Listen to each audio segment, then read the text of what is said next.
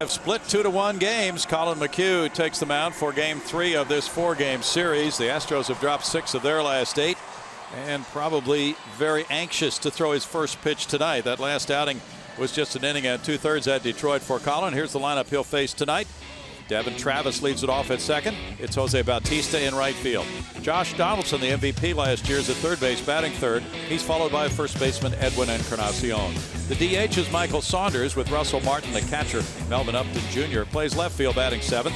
Center fielder is Kevin Pillar, shortstop Darwin Barney, and the pitcher is Marco Estrada.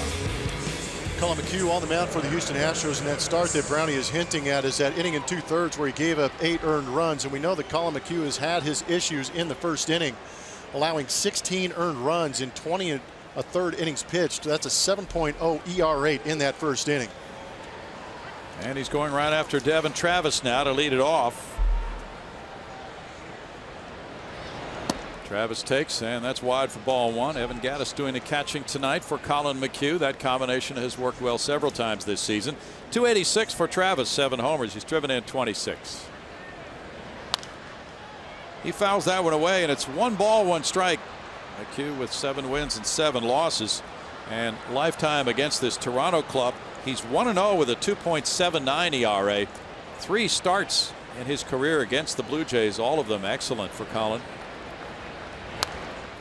Fastball's fouled away, and it's 1-2. And the fastball hurt him some in that last start. Batting average against that pitch is .350.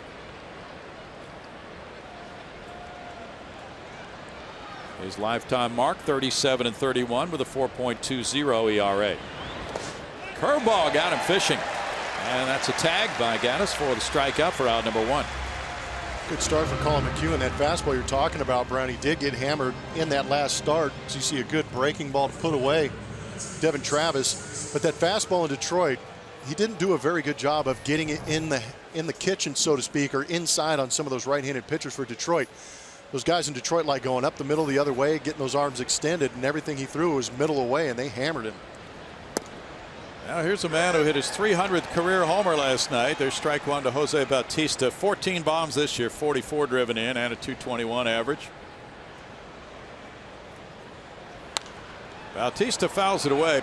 No balls, 2 strikes. Bautista, 35 years old, had a big 40 home run year last year, and he's not been able to maintain that pace so far this season, but he's spent some time on the shelf with a toe injury. Curveball makes it 1-2 to Bautista. He is 2 for 9 in this series. This Toronto club really a slugging team, second in the league in homers, second in the league in runs scored, and the Blue Jays lead the league in walks. They do know the strike zone. In tight. 2 balls and 2 strikes. I like it. Make a move. Well, these right-handed hitters, and they have excellent ones. Bautista, Donaldson, Encarnacion all lined up in a row. They do like to lean out over the plate, but there's strike 3 call. And he came in again blind. Good job there, Colin McHugh doubling up on the inside corner. As you look at it on our MD Anderson strike zone. Again, sometimes you can miss your spot a little bit, get away with it. Yeah. Because I guarantee you, after that fastball in, Bautista was looking on that outer third. The intention was the target was outside, but maybe coming inside was the way to do it. Now Josh Donaldson certainly worked that time anyway.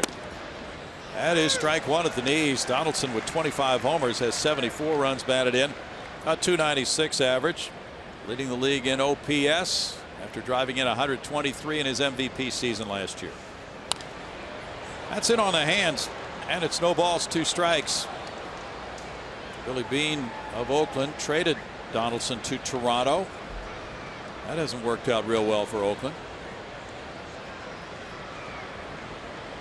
Beane became the first GM in 43 years to trade a hitter who went on to win the MVP the following year. The last to do so before Billy Beane was Dodgers general manager Al Campanis. In 1971, he traded first baseman Dick Allen to the White Sox for Tommy John. Pretty dubious honor. Off the plate, And it's 2-2. The Astros 33-22 at home. And they have big home games coming up this week. Every day. Texas is here over the weekend. Should be 3 well-attended games. In the air, and here's a foul ball for A.J. Reed. Looking back, and oh, he got there for out number 3. Reed into foul ground to make it a 1-2-3 first for McHugh.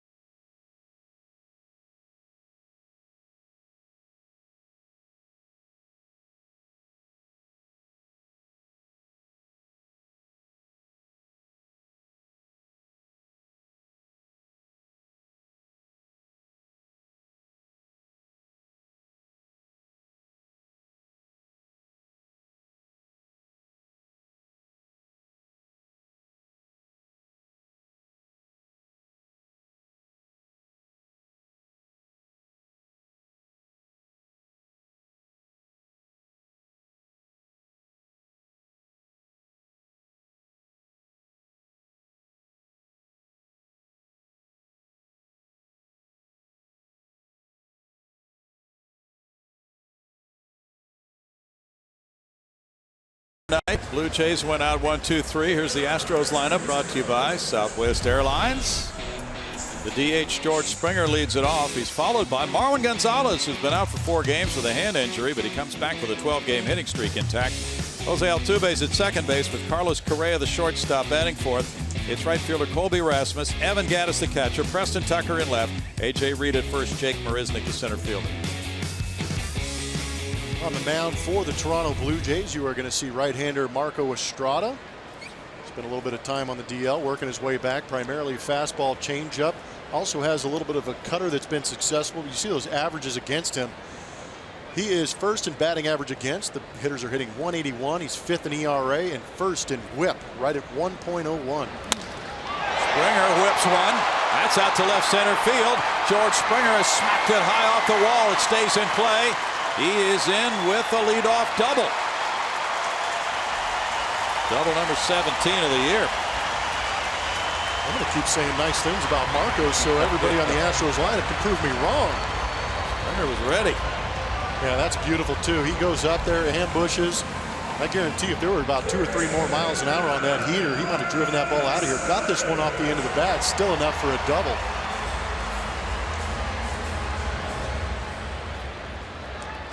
Now it's Marwin Gonzalez. A 12-game hitting streak for Marwin, the longest of his career. Gets him into this one with a .256 batting average. Donaldson in tight at third. Bunted in the air, and here's the catcher going for it and sliding. Good effort by Russell Martin.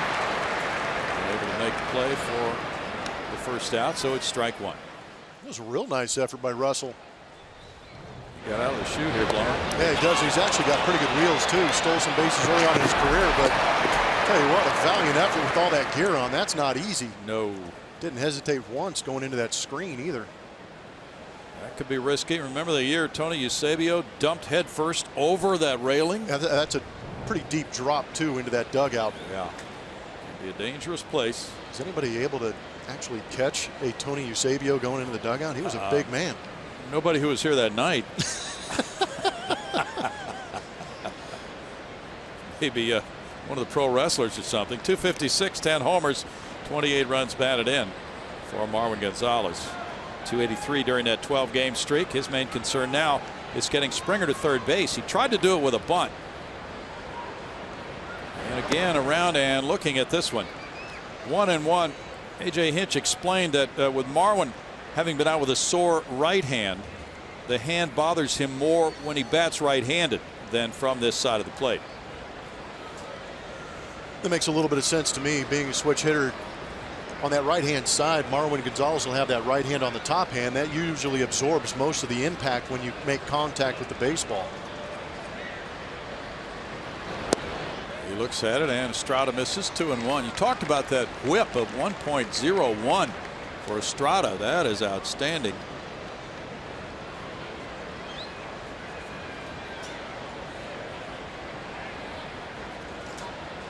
Batting average against him is .254.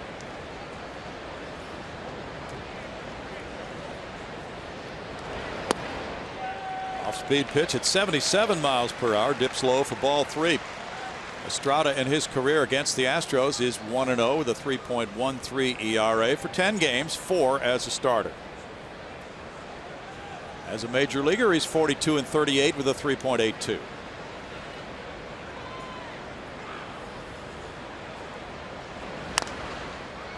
On the ground, foul. 3 balls, 2 strikes. This is always that cat and mouse game with a pitcher trying to prevent the hitter from pulling the ball and getting that runner from second to third. It is trying to figure out which pitches you can get away with having him go the other way and keep George Springer at second base already in scoring position. But if you can get him 90 feet closer for Altuve or Correa, good chance you're going to score a run. There's a lot of room on the left side of the infield. Barney up the middle. Foul back. So your mentality now, well, 3-2, 2 strikes, it's different, but your main objective as Marwin Gonzalez is to get him to third, and you could do it with a hit, you can do it with a slowly hit ground ball to the right side, you could drop a bunt down to the third base side, but now 3-2, all bets are off, right? Yeah, you got to have a good at bat right here. Again, you probably focusing a little bit on getting the head out. I was lucky enough, I believe it was 2002. Might have been 2003 actually, when I hit second behind Biggio and had Bagwell hitting behind me. There was nothing easier because Biggio was getting a double, it seemed like, every other at bat. But I had that same approach where I was trying to get around and just hook everything. A lot of my top hand, my left hand on top of the bat, trying to create that ground ball going to the right side. But it was also beneficial too because I was stronger on my pull side, much like Marwin. Sometimes it led to not only you get them over, you get them in, which is kind of fun to do. Yeah, that's not a problem if you hit that sharp grounder and it skips on through into right field. Don't have to give yourself up. And this is a foul ball. He's done that a couple times. So sometimes, that slow pitch is hard to hit fair. Yeah, and I think that's what Estrada is doing this year very well, is using that changeup effectively, maybe to get that swinging strike, so to speak, on the foul ball.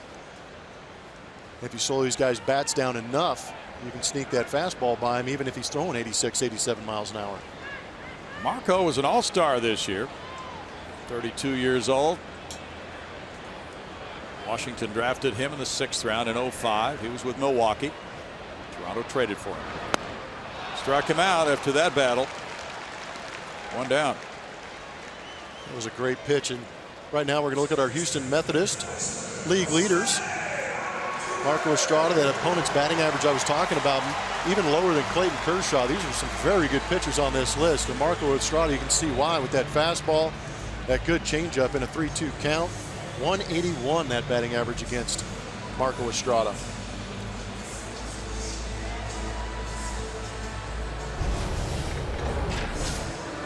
Tell you what, you know what that list right there is? That's a list of days off for a hitter. Yeah, it is. Jose Altuve had another good game last night. 3 more hits. That puts him at 150 for the year. He went for a high pitch, fouled it back. There's strike 1. Altuve is 4 for 11 lifetime against Estrada. He has set the club record for the first 106 games of a season with those 150 hits. He has 19 homers, 63 runs batted in, a .360 batting average for Altuve, the best in the majors. Leans back from that one, and it's 1-1. Altuve's 5 for 10 in this series. Better be careful with that changeup coming back to Altuve. Jose now has 980 hits for his career in 774 games. That's a nice clip. Yeah. That's called a strike by Bill Miller, the crew chief, and the count goes to 1-2. Maybe that little bit of a cutter from Marco Estrada. A little bit of a break to it. My goodness. Generous.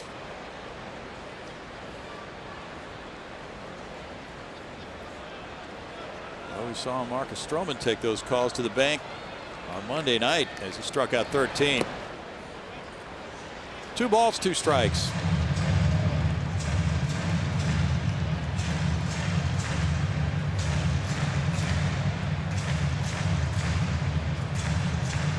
There's only been one other player in the history of the majors listed at 5'6" or shorter who hit 19 homers in a season. Hack Wilson, Hall of Famer with the Cubs. He did it 6 times, most recently in 1932. It's been a while.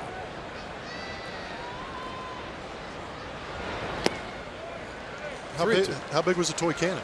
Well, he was. He could bomb. Yeah, what's he listed at? 5'9", I think. Yeah, not much bigger. No. Tons of power for Jimmy Wynn. Carlos Correa's on deck. They talk it over.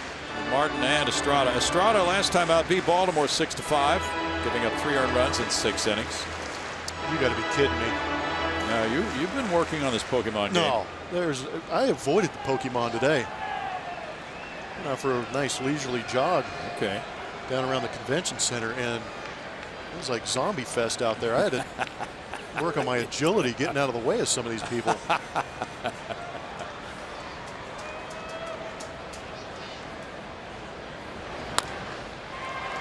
Donaldson plays the 2-hopper and throws out Altuve. 2 outs. Springer still at second for Correa now.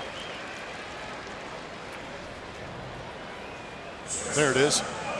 Zombie apocalypse brought to you by Pokemon. They were really searching tonight. It just doesn't. Mom, guess what I did today? Yeah. Please try to avoid injuries while walking around. Oh my goodness. Look at Orbit. See, yeah.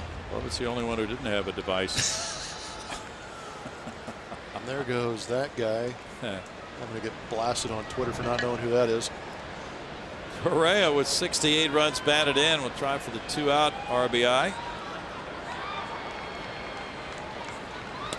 Carlos looks at ball 1. Jimmy Wynn was listed officially at 5'10". 269 for Correa with 15 homers, and he's the guy who leads this club in runs batted in. 3 for 9 with an RBI in this series. Walk-off double in the 14th inning on Monday. His 4th walk-off hit of the season, the most in the majors.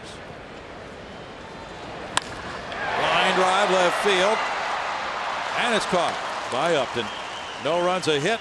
Leadoff double wasted. No score after 1.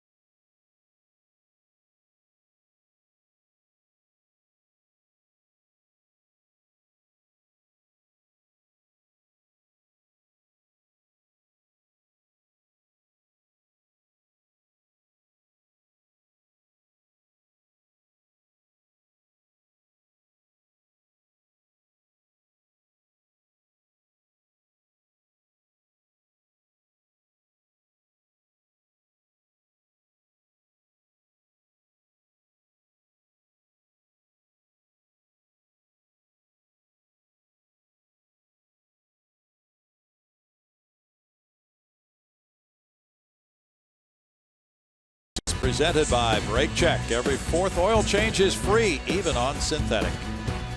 By HEB. No store does more than my HEB. And by Southwest Airlines. Transparency, low fares, nothing to hide.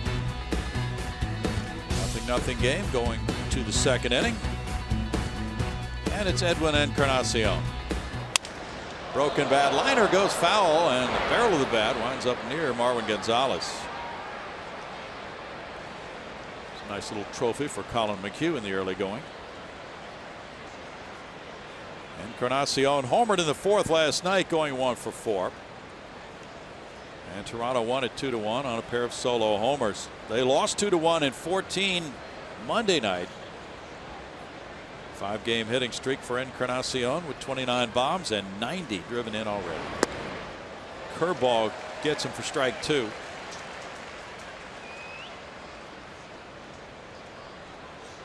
Encarnacion now is the major league leader in runs batted in.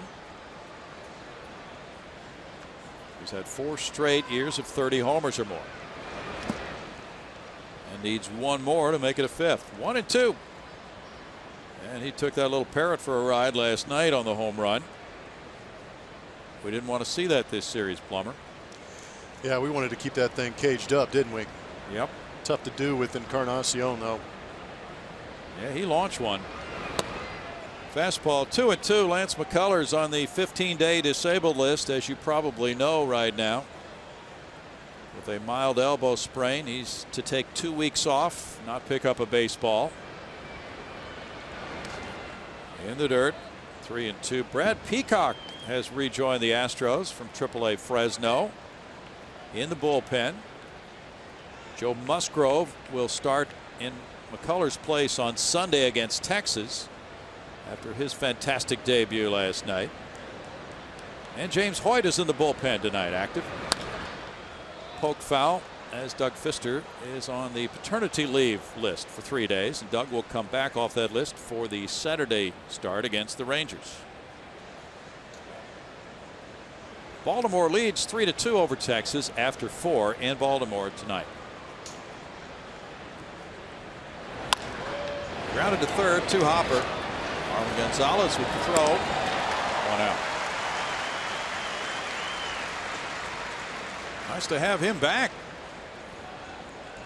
Carlos Gomez started last night. Both those guys have been down for a few days with some different injuries. Alex Bregman is getting a rest tonight. He's on the bench along with Gomez, Jason Castro, Tyler White.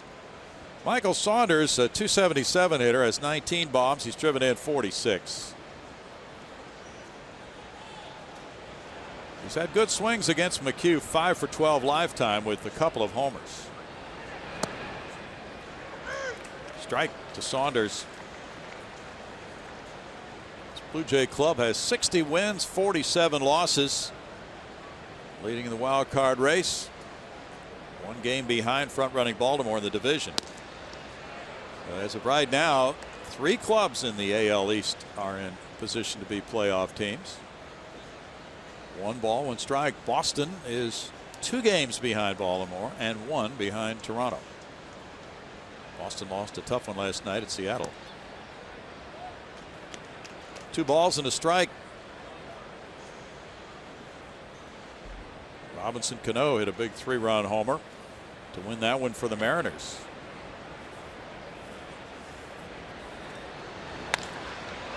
In the air, and the center fielder Marisnick is back a few steps. 2 down for Colin McHugh. So the AL East is looking very strong right now. The Orioles, the Blue Jays, and the Red Sox neck and neck. The Yankees regrouping now. They're 7.5 back. Yeah, it's pretty good. You've got 4 teams over 5 or playing at 500 or better, which is pretty nice, but it is going to be a battle. What's interesting to me is that I think pitching's going to end up winning this thing in the East because all 3 of those teams at the top can swing it. They really can. Russell Martin shoots one into center field. 2-out single for Martin. His .233 batting average comes up a tick. He becomes the first Toronto base runner. He's now 5 for 7 against McHugh.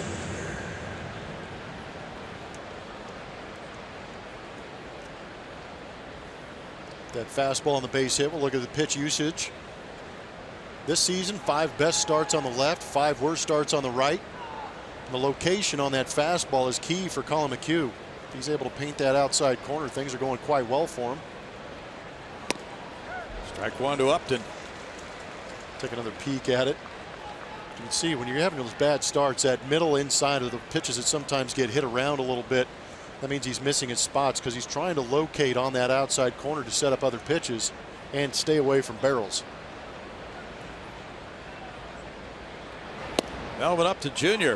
is behind 0-2. He had 2 hits in last night's game. One of those players obtained in trades by the Blue Jays. Francisco Liriano, a left-handed starting pitcher, will slot into their rotation in the next few days. Over the weekend, they play Kansas City, I believe.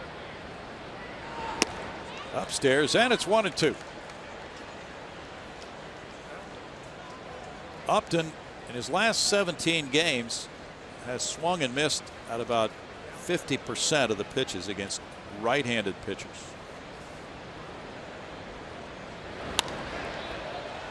Fouls that one back with Kevin Pillar on deck.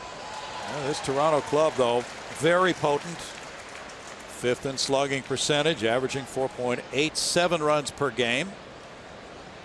And just really explosive with the home run power.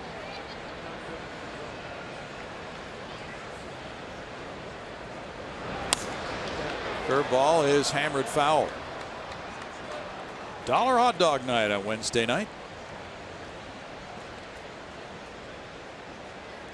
That brings people out. Hot dogs and baseball go together pretty good. They do. You put that price on top of it, way more appealing. It's hard to get a meal for $1, Blummer. Yeah, finding that out with 4 kids. Upstairs, and it's 2 balls, 2 strikes. Before that rough start in Detroit for Collin, he had 6 quality starts in the previous 7 games. When he's on the mound, the Astros record is 13-8.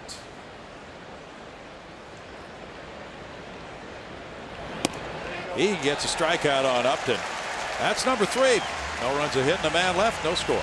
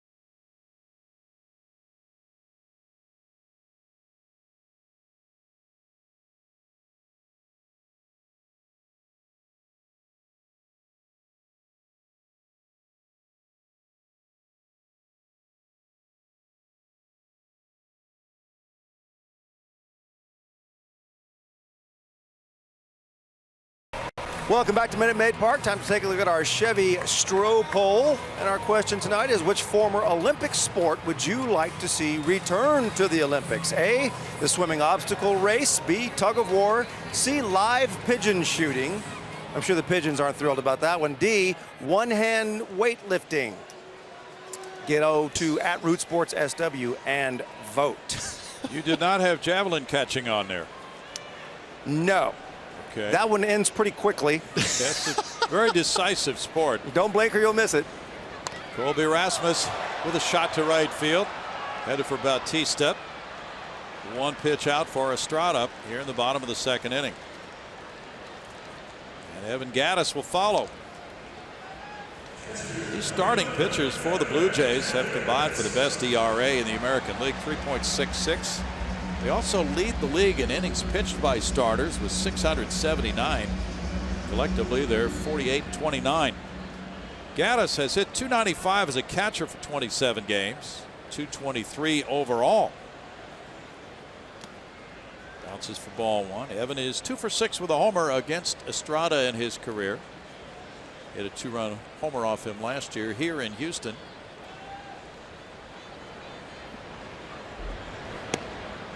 That's upstairs, and it's 2-0. So it's been a solid group for John Gibbons in the starting rotation. In fact, they've needed only 6 different starters all season. Off-speed pitch makes it 2-1. This is the 19th start for Estrada, and Gibby has needed only 2 starts from a 6th starter, Drew Hutchison, who's been traded now, no longer with him.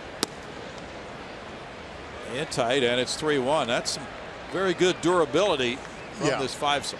It's amazing too, and you look at a lot of teams over the history of the game, and how you win championships is by being healthy. And first and foremost, if you can keep that rotation healthy and pitching well like the Blue Jays are, leads to a very good season. It's tough to do these days, though. It is tough to do. We were talking before the game about your club in 05, the Chicago White Sox, needing only 5 starters all year. Struck him out. That's number 2. Yeah, very unique situation.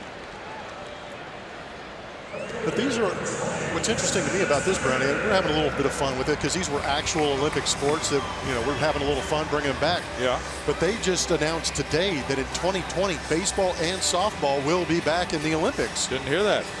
So that's great news. Yes, it is. Yeah, guy, AJ Hinch was talking to us before the game. He played on the Olympic team in 1996. He said it was one of the greatest experiences of his life. Preston Tucker fouls it. There's strike 1. 167 for Tucker. 4 homers, 7 runs batted in. Well, there you go. Olympics are on. Yep. Olympic pigeon watching. There's the ground ball out to second. Travis over to first. That's a quick second inning for Estrada. No score.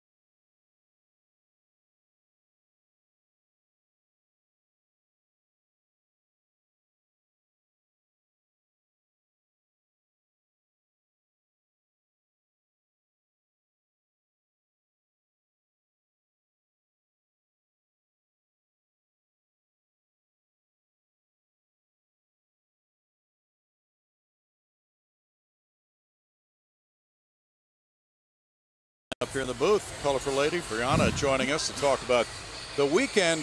Some good promotions coming up with the Texas Rangers here. Yeah, Texas Rangers, and we've got our Legends weekend. So got our division rival coming into our house, and looking forward to getting a few wins against them and picking up our AL pennant race here. Yeah, and Friday night, of course, the opener of the Rangers series. Yes. And everything is building toward Saturday night also with the celebration of that 86 team, right? Yeah. So really on Friday we kick it off with our Mike Scott, or our Cy Young winner. How do you measure up to a Cy Young winner growth chart? Mike Scott and Dallas Keuchel turn out to be actually 6'3", both of them. So we've got cool imagery there, a little banner growth chart that people can. There's a bunt hit. People can see how they measure up to. Yep. And there's Pilar bunting his way on to get it started. There are our models with the giveaway, the Scotty jersey for Saturday. Yeah. That's our replica 86 jersey. Our team was actually going to be wearing the 86 jerseys, our 2016 Astros. So it's going to be a nice throwback game, and 10,000 fans will get that pretty shirt there. Ooh. Those are some good-looking models. Yeah, let's just hope we don't invite Chris Sale over for the party, huh?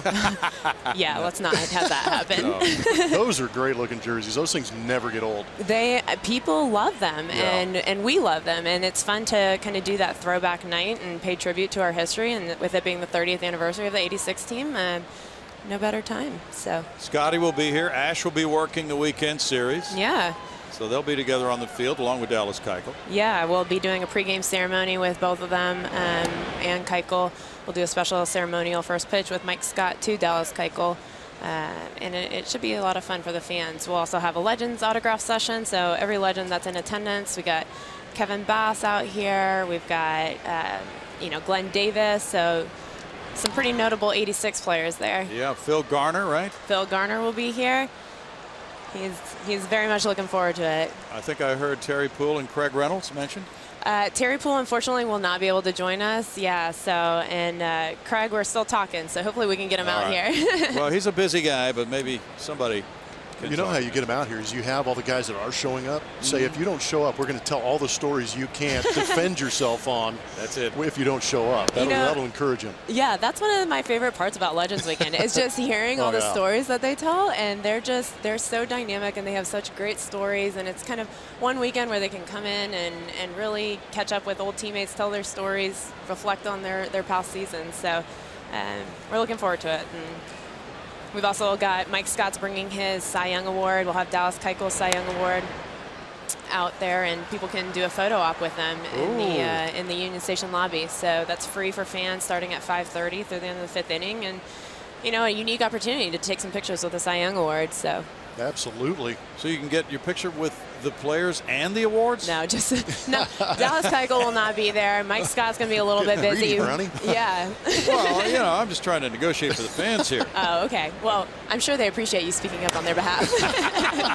Unfortunately, we cannot execute that. All right. But That's okay.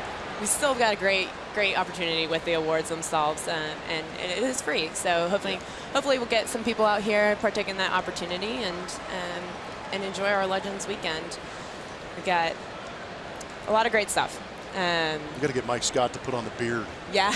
Oh, you need to see that. We're really encouraging fans to dress up in their 80s gear, too. I thought about coming on here and kind of having my side scrunchy ponytail promoting the 80s weekend and getting people dressed up. But want people to engage in that and have a good time as they come out. We'll have 80s music, and it should be a good time. Kind of an 80s feel to the board. So. I like it. You like it? Yeah, play some Galaga. Oh, okay. Stuff like that. Yeah, you're too young for all this stuff, man. I grew up right in the middle of all Hey, that. I brought Galaga out for our Baseball on Tap event. There you go. Yeah, I brought a few arcade like games, bringing it back. Tried to bring out Donkey Kong and some of the classics. We had Pac-Man out there, so. Colin McHugh strikes out Darwin Barney. That's number 4. And Keuchel's corner, of course, you mentioned this Friday night as Dallas goes against the Rangers in a very important game. Very important game, and that's a new design where we launched.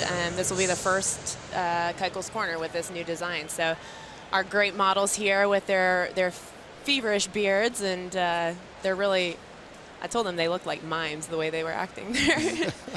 But it should be fun. We've got obviously the Rangers here, Keuchel's corner. It's a unique experience for people to come out and enjoy the game in a different way. So you get the shirt and a beard when you go Yep, shirt and beard. Yep. Yeah, so sections 105 and 106 get that Keuchel's corner shirt and a beard and get to cheer on our 2015 Cy Young winner. Working on that base runner, Pilar, who bunted his way on. And Travis, kind of a tough man to double here, but Colin wants to keep that double play in order with 1 out in the inning. The growth chart, you brought the growth chart with you. Yeah, I did. Let's see what this is all about. All right, so This is going to be an incredible demonstration right Blummer here. on this? we're gonna see how we can do this. Yeah. All right. So here's our growth chart, right? Yeah. So we put it down to the floor. It's a fabric, which is nice. Oh, yeah. Yeah. So Jeff, how tall are you? About 6'3", 6'4". 6'3". Oh yeah, you're looking right up there. You measure up pretty See well. eye to eye Blummer. with these guys. He Huh? fits Yeah, good, there you huh? go. Yeah. I like that mean As mug long as face. you don't pull out the stat sheet. There are stats on here, though. They're Yeah, we've got some unique stats out here that we call out for both Mike and for Dallas Keuchel. So as I mentioned before, they're both 6'3". Well, 6'3" and 6'2", so they were pretty close and a lot of similarities with the way that they performed. It's good. Records on there. The innings pitched, strikeouts, ERA. Yeah. You even got Mike Scott's WAR on there. It's pretty updated. Scotty probably doesn't have any idea what WAR is. Oh, I can't wait for Ash and Mike Scott to talk about WAR. I'll be tuning in for that one. It's good fun. That was strikeout number 5 as Travis was retired by McHugh, and now it's Bautista. So yeah, it's a big weekend coming up. It is, and we're wanting people to come out early. You know, we've got those giveaways and want to make sure that people can get those in their hands and then join us for a lot of the fun that we have going on. Foul back. What's this uncasing ceremony for 1,300 soldiers and their families? Yeah, so I don't know if you guys recall, last year we did a deployment ceremony on the field, and we sent off about 200 soldiers who headed out to Kuwait the next day. Well, they have returned, and so we're hosting them on the field before the game on Friday, and it'll be about the 200 that were here before, and we're welcoming home, and there's an official uncasing ceremony that happens whenever troops return home. So actually did a rehearsal for it this morning. I got to say it was a little warm without that roof on. Oh, boy. But it's going to be great. It's going to be really impactful. It's our Chevy Military Day, so we'll have a giant flag out here and really just engaging our troops and welcoming them home. And I don't know if you guys saw our surprise welcome home yesterday. was amazing. Very good. Oh, my Yeah. gosh. Very good. They're a great family, and he's been here for 3 weeks and he hasn't said anything. So I How do you can't do that? imagine. Yeah, I can't even imagine how you could keep that. No. That would be the real test. Now, what about the Astros after party? Is that Friday? That is actually Saturday, Brownie. Okay. And so this is our third and final after party. We've got it taking place in the 5-7 Grill. Starting in the 8th inning, people can come in and enjoy, food appetizers that are on special, drink appetizers, and then, once the game ends, we'll have some great music in there for people to enjoy. So really theming that out with our 80s as well, so people can come out and for an hour after the game, while traffic dies down and you don't want to sit in traffic and you want to enjoy a good beverage and come out to the 5-7 Grill. It's going to be a lot of fun. We'll do trivia and prizes, and I'll be the MC actually. Oh, good. Yeah. That's a full weekend. It is, and we're looking forward to having everyone here. And I always enjoy Legends Weekend, seeing those guys. They're great. And I think it's good for the guys in the dugout to see those guys come back, because you see the numbers, Mike Scott's number up there. It's nice to actually see those guys in person and have conversations. absolutely. Marwin gets Bautista. Thanks so much, Brianna. Yeah, no problem. Have a great weekend. Thank You'll you be guys. busy. Yeah. Oh, definitely. Y'all hang in there. All right. All right. Bye.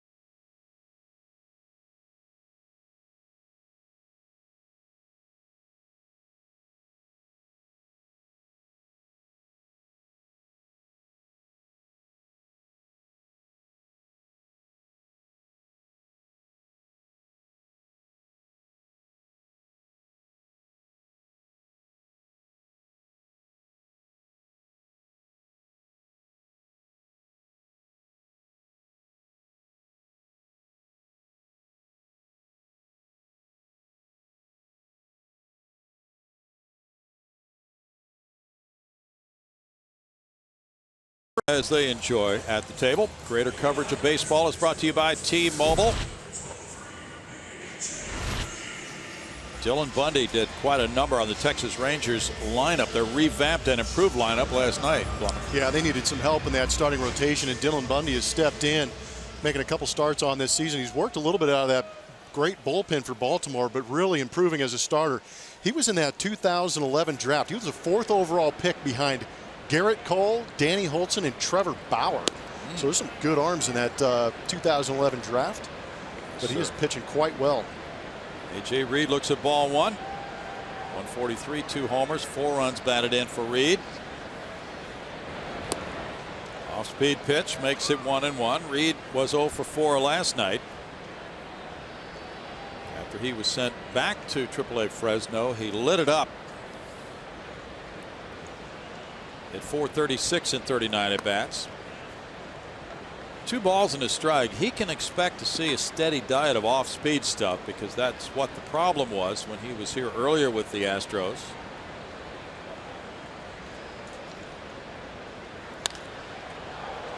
In the air, and here is Donaldson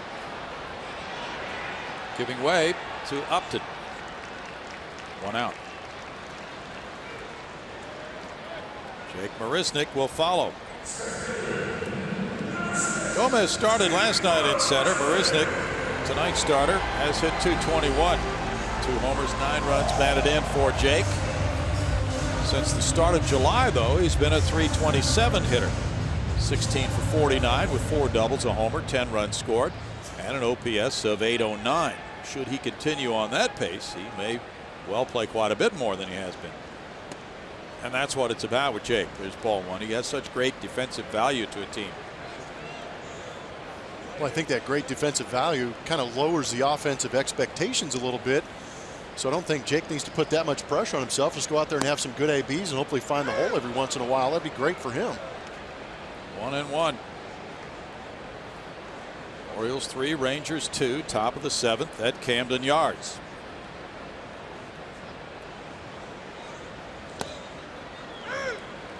One and 2. Estrada kind of sneaks up on fans with that 6-4 record, a 3.02 ERA.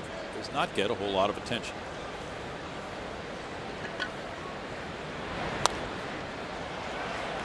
Marisnick chased it. He popped it up. Encarnacion with a catch, 2 down. 7 straight retired. Make it 8 straight retired after the leadoff double by Springer, who comes around for the 2nd time now. Consistency has been a part of Estrada's work this year. He's given up 3 earned runs or fewer in 11 consecutive outings. He's only allowed more than 3 twice in his 18 this year. And for strike 1,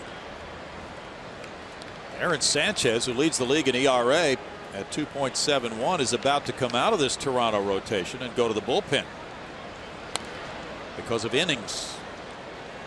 0-2.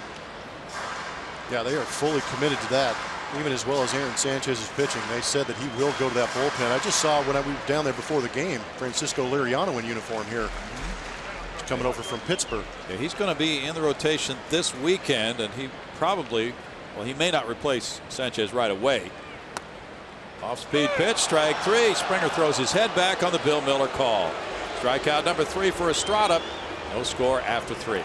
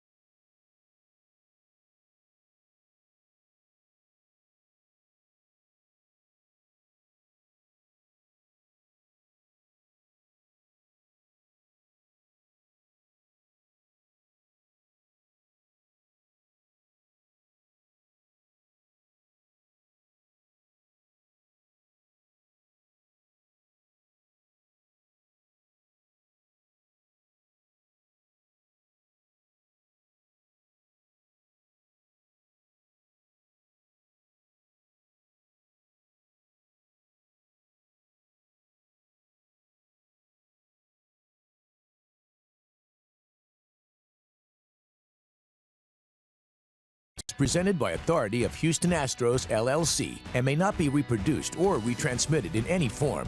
And the accounts and descriptions of this game may not be disseminated without the express written consent of Houston Astros, LLC. No score. Inning number 4 rolls around here at Minute Maid Park. 2 hits for the Blue Jays, 1 for the Astros. Josh Donaldson leads it off and takes strike 1. He fouled out to Reed in the first inning. Another good year underway for Donaldson. Curveball, and he went. It's 0-2 for Colin McHugh. Last night, Lance McCullers had to come out with the elbow injury. As you know, he went 4 2/3. Joe Musgrove made his major league debut, and it was dazzling. 4 1/3 innings in relief, 1 hit, no runs, 1 walk, and 8 strikeouts, giving the bullpen a rest. 1-2. And of course, Joe Musgrove's phone blew up. Yeah, you go around setting records in the major league game, you're going to get some phone calls and increase your popularity.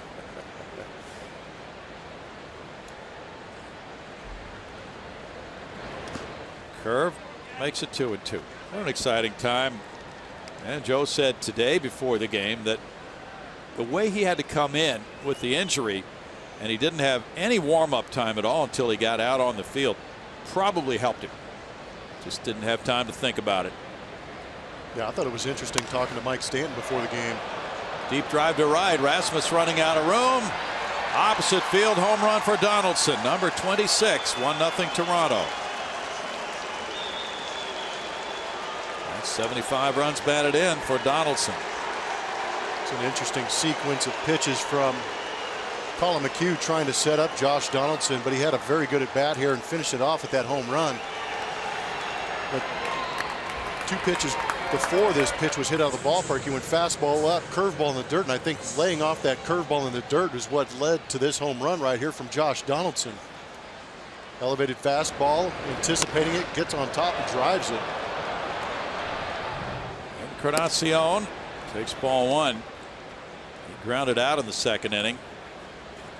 Well, the story I was going to try and tell before Josh Donaldson ruined it was Mike Stanton was commenting on the fact on how interesting he thought it was that Joe Musgrove did so well after being put in that position where he had to come in from the bullpen and get loose on the mound for his first big league appearance. Exactly. 4 runs in the series for the Blue Jays, 4 solo homers for the Blue Jays. A.J. Reed crosses over into foul ground. Retires Encarnacion, 1 out.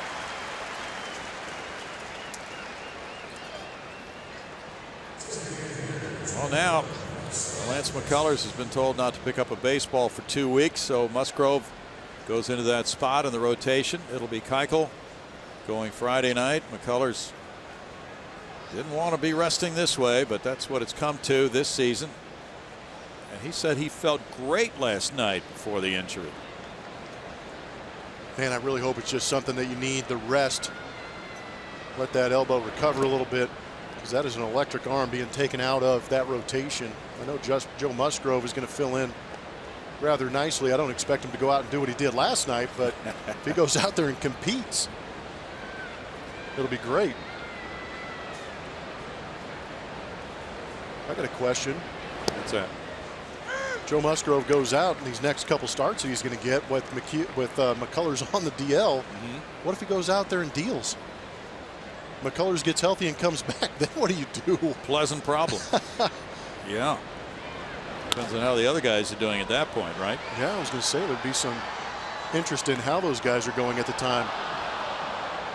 1-2. Well, the Astros have had these plans for Musgrove. He's right on target with his arrival now. Well, there were a lot of impressed folks who have been in baseball a lengthy period of time with the work of Joe last night. That bounces up there, and it's taken for a ball by Saunders. The call goes Toronto's way, and it's 2-2. Tony Randazzo with a call. Brad Peacock, who's been starting at Fresno, is now in the Astros bullpen.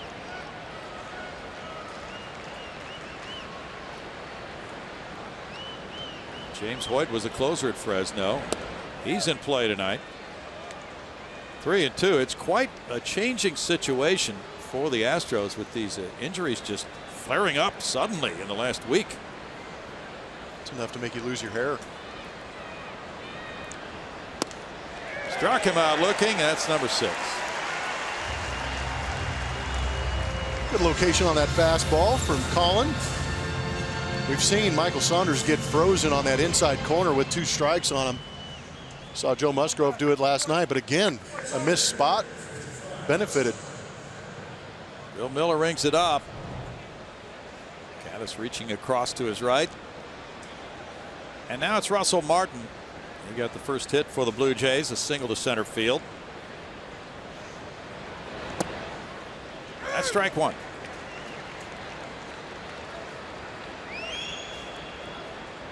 I actually didn't think about it until Jeff Luna, the GM, was with us yesterday when he said because they are a younger team, they've been able to avoid some of the injury issues up until this point. Right. Because last year was a great year keeping guys off the DL or some of those key guys.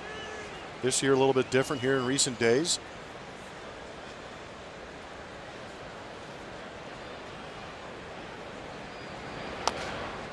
Curveball's tap foul. Still 0-2 to Martin. Well, Luis Valbuena has been down with that hamstring problem. They're looking for Pokemon in there. Oh, they're a little too cool for school. Future's pretty bright. You picked up that Pokemon app yourself today, didn't you? Come on, you're selling me out again, Brownie. I know Bart was rushing out to get that on his phone. Oh, yeah. I'm not paying attention to the game at all. I'm searching for Pokemon down here. Yeah, we've lost him. Not only, wow, power mullet for the Pokemon adventure. Yeah. Somebody knows what this Pokemon craze is all about.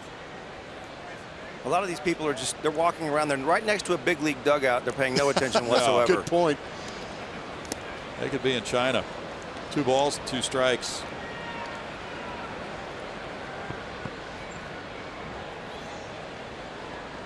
Which version have you selected as your favorite, Bart, or do you need more time to answer that question? I'm going to need a little bit more time to sort it all out, Brownie. Okay. I've just got so many options. Yes. Got him on strikes. That's number 7 as Martin goes down. And the home run by Donaldson to the opposite field makes it 1-0 Toronto in the 4th.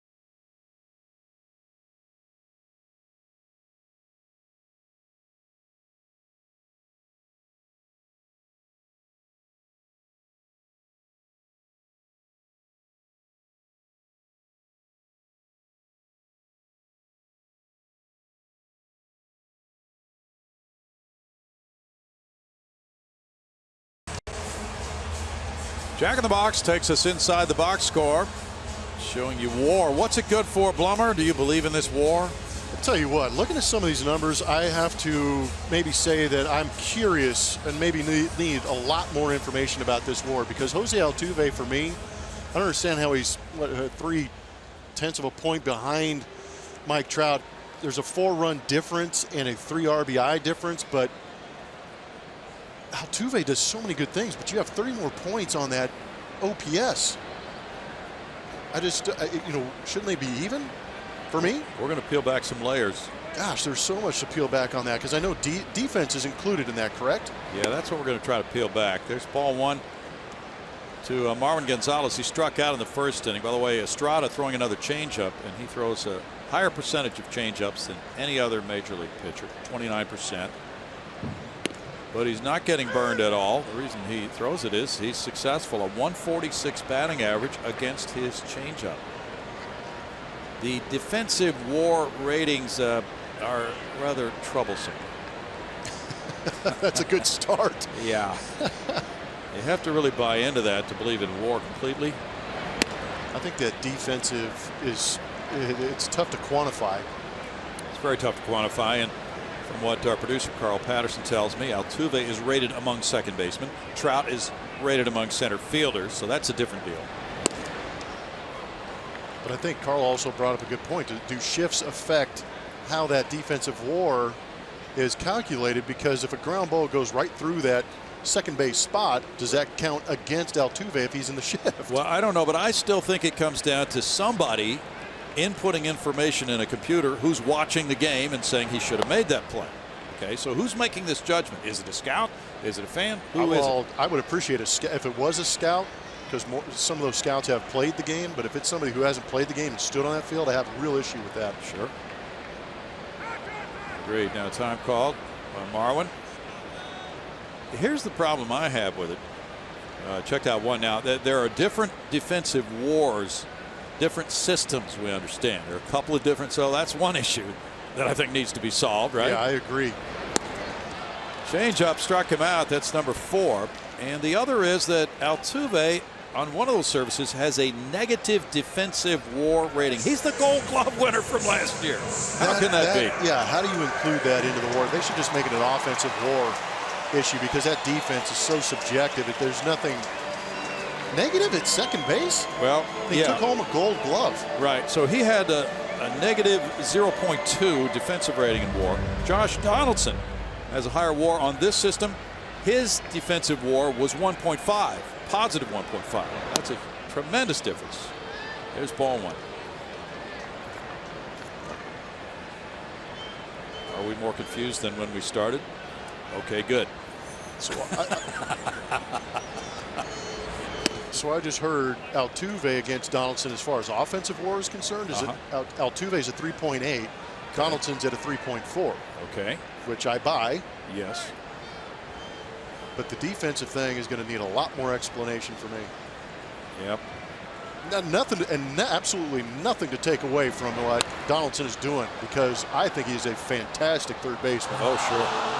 I just know that opportunities at third base are sometimes few and far between. Yeah. But every time the ball is hit down to third base, this guy's off the charts, making plays all over the place. Tons of range, very aggressive, strong arm.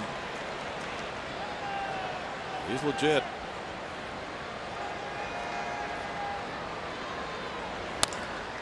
Smacked on a line, and here's Pilar diving, and Pilar laid out for it and got credit for the catch. Call was made by Ryan Blackney, the second base umpire. He looked at it for a while. There's quite a bit of white showing. Here's the play. Yeah, this will hurt Altuve's WAR standing, getting this hit taken away by Pilar. He got it. Please replace your divots. He's a fantastic outfielder. Good effort, face full of turf. We'll have to see what his defensive WAR rating is. It's a -1.5. It better not be, or we will never talk about that stat again. We'll throw that book out the window if that's true. Yeah. Correa bangs one that can't be caught by Pilar on the fly.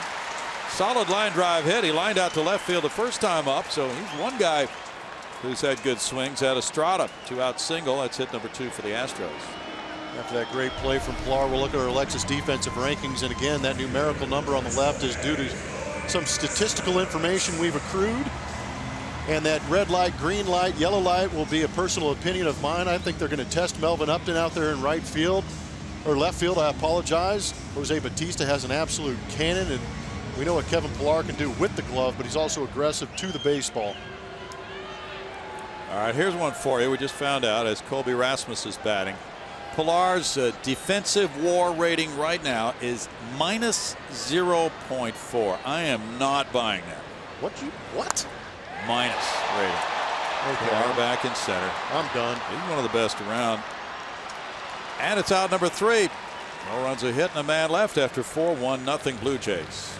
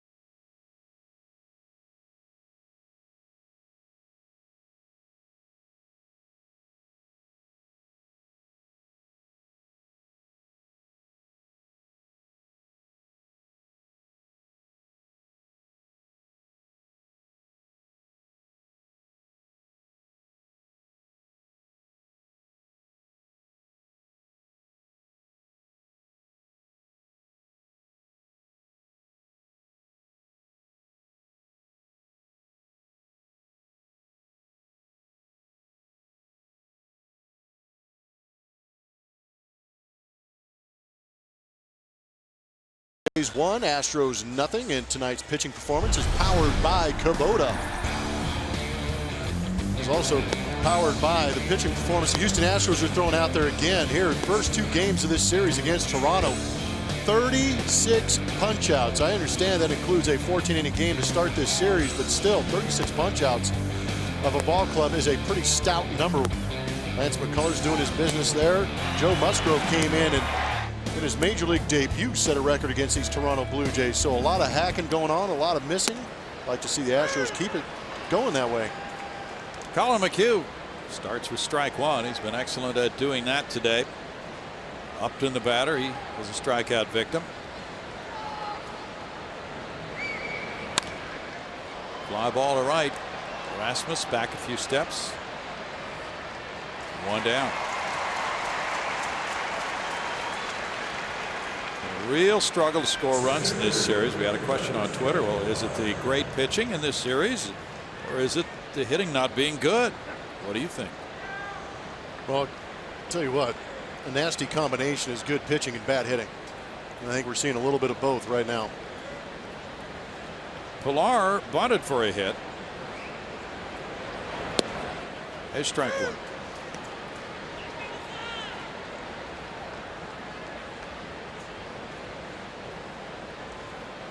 Daphne Baker wants to throw out WAR. Curveball 0-2. I've got a couple of Twitter followers that are declaring war on WAR. I like that one. Jordan Gracie wants to know, what WAR calculations do we use on the broadcast? Just depends on what kind of attitude my abacus has. Pillar strikes out. Isn't there an app for that thing yet? We'll check. Another strikeout, by the way. My goodness. That's 8.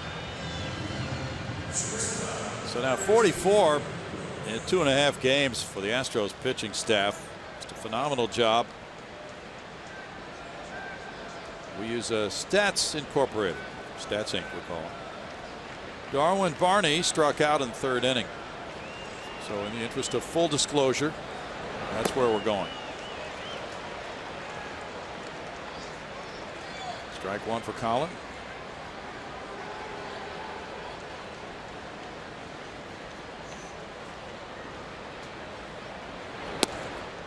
Strike 2 for Colin.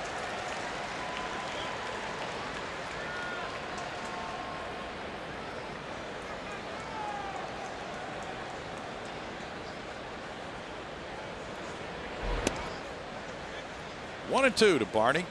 Filling in at shortstop for the injured Troy Tulowitzki. The hopes were that he would play in this series. Yep, Colin Strombeck says we've declared war on war. You're right, Colin. That's a good one. Yeah.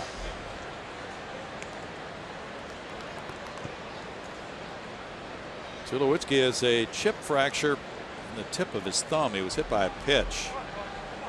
And Blue Jays are hoping he will play, but there's one game remaining in this series. That's tomorrow night at 7:10.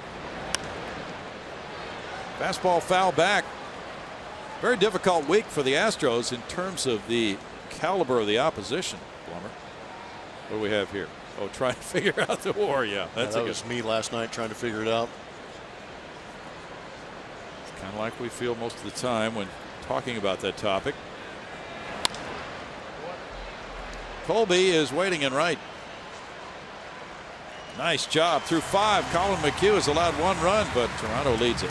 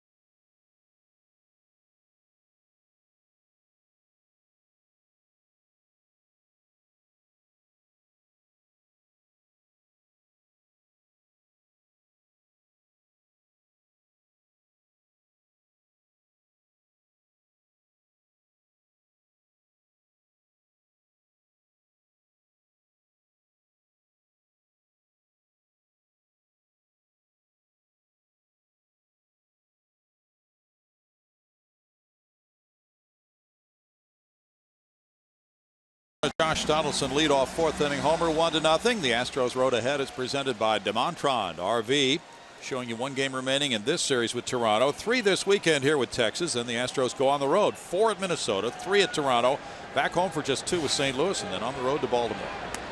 Evan Gattis takes strike 1. A very difficult stretch with many contending teams awaiting on the Astros' upcoming schedule.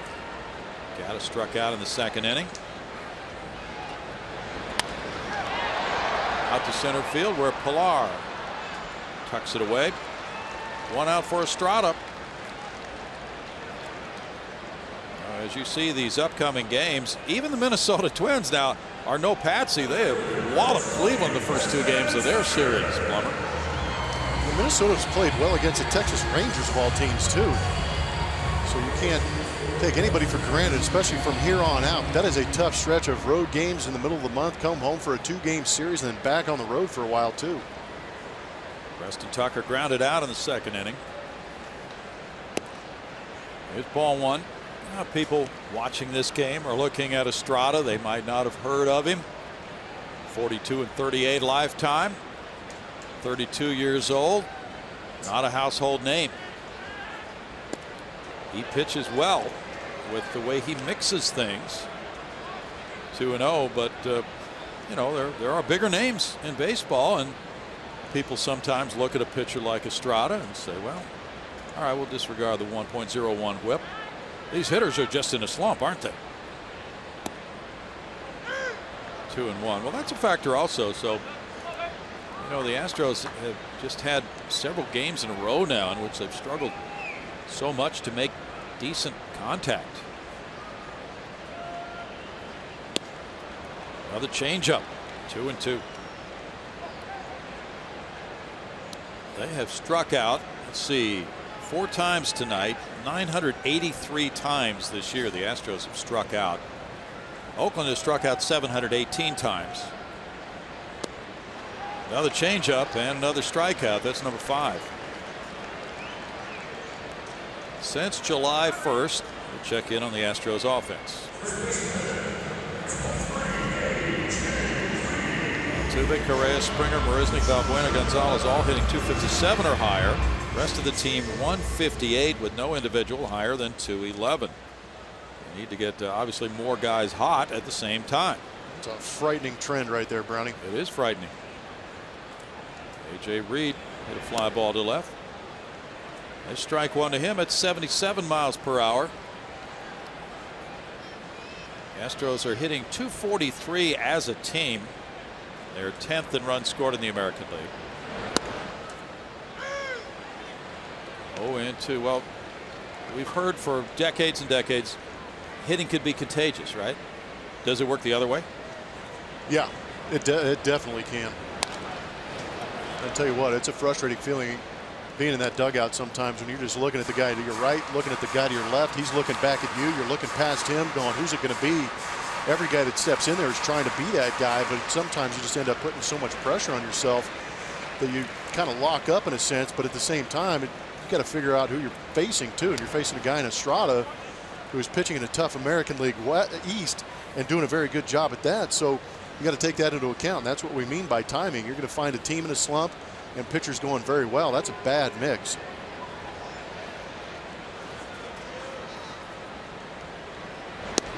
Reed takes a close one. 1-2. He has the whole left side of the infield all to himself.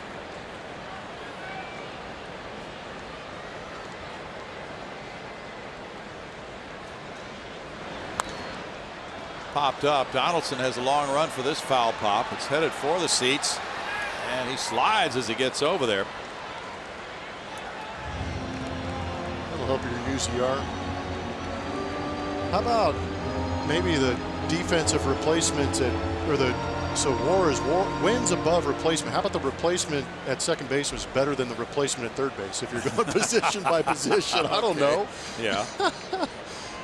Is it a consistent flat line replacement number that they're all working with? I mean, there's so many variables in this thing. There are. Now, you might wonder if you're not steeped in tradition on WAR, what does replacement mean? Well, from what we've read, replacement would be a player promoted from AAA to the majors.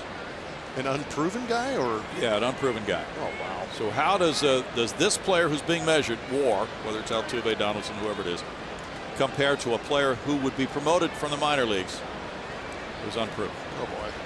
Yeah. Exactly. That's on page 3,402 of your manual. Yes, it is. Very esoteric. But, you know, here's the thing.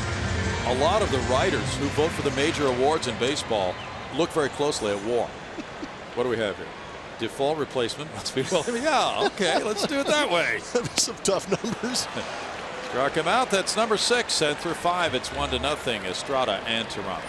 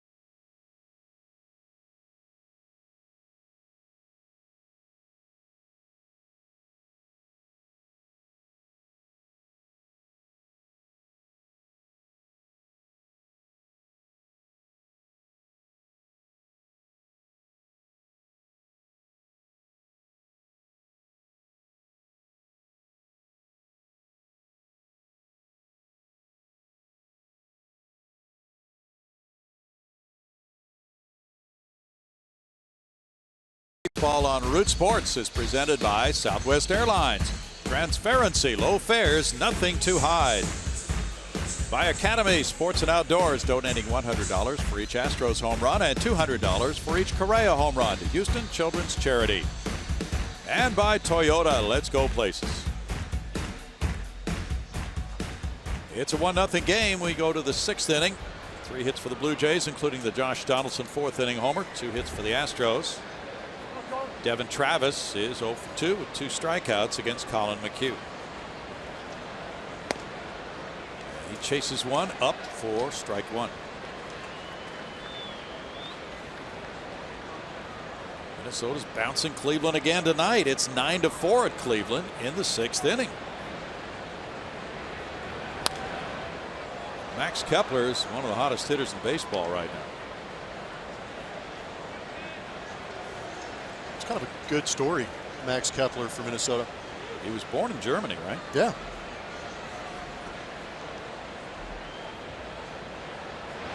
We might not be able to come up with an all German-born team. 1-2. Uh-oh, Boog's eyes just lit up. Yeah, he did. Here we go.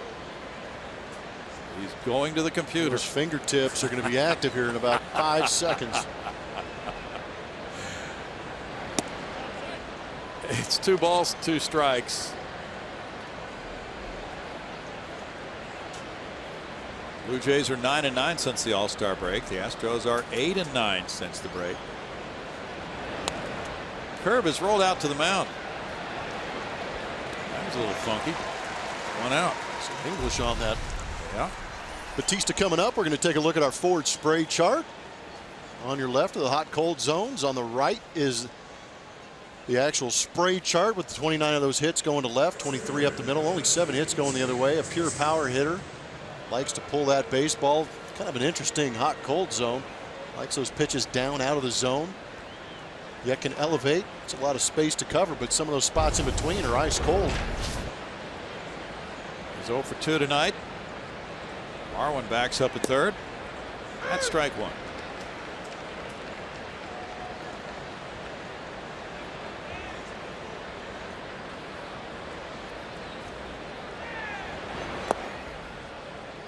Curveball, and the count is even at 1-1.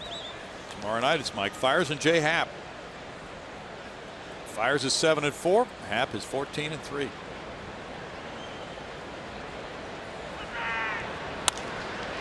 Lace to left field. That's headed for the seats. And it bangs off the wall for a home run. Bautista hits number 15. That's number 301 of his career. 2-0 Toronto, and the solo home run barrage continues in this series for the Blue Jays. Yeah, if there's anything beneficial to giving up a home run, at least there's nobody on base. But again, every run is paramount in this series, it seems like. Yep.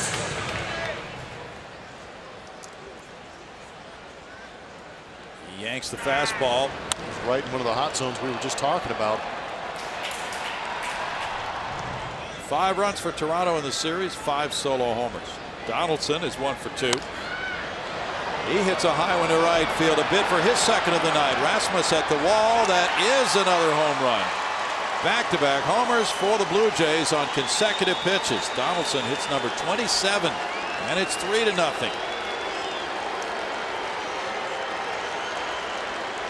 I'd have to double check, Brownie, but I think every run the Toronto Blue Jays have scored in this series have been off the home run. You don't have to double check. You are correct. Wow. Thank you for being there for me. Incredible. Donaldson having a field day tonight. Goes Oppo twice, and Encarnacion follows. He's 0 for 2. McHugh has now given up 17 home runs this year. He throws strike 1. Last time the Astros allowed back-to-back homers was against Seattle, July 6th, to Lee and Seager. Curveball, and it's 0-2.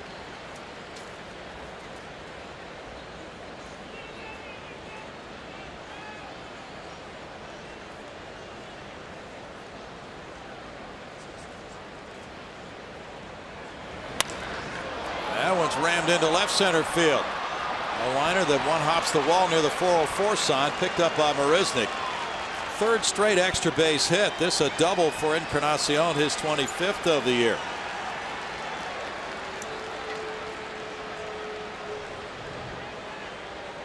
Some balls getting tattooed in here. Elevated pitch. Encarnacion driving through that baseball. Some thunderous noises off these Blue Jays bats right now.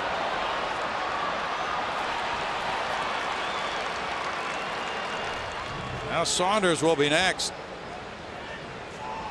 James Hoyt is beginning to throw for the Astros in their bullpen. That would be a major league debut if he came in. Blue Jays led the league in runs last year and in total bases. A hard-hitting bunch. There's strike one to Saunders. Hoyt gets loose. He was the closer at AAA Fresno. Just joining the club tonight.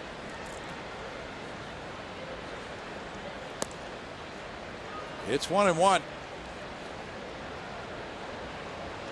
The Blue Jays last year had 232 home runs. They're at 155 right now.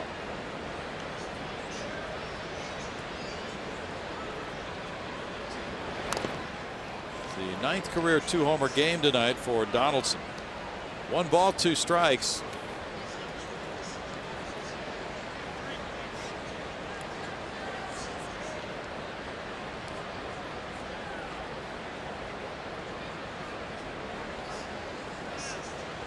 Had a question on Twitter about what major league record did Jim Deshaies break or tie. He struck out the first 8 batters in a game against the Dodgers. He was the first to do that.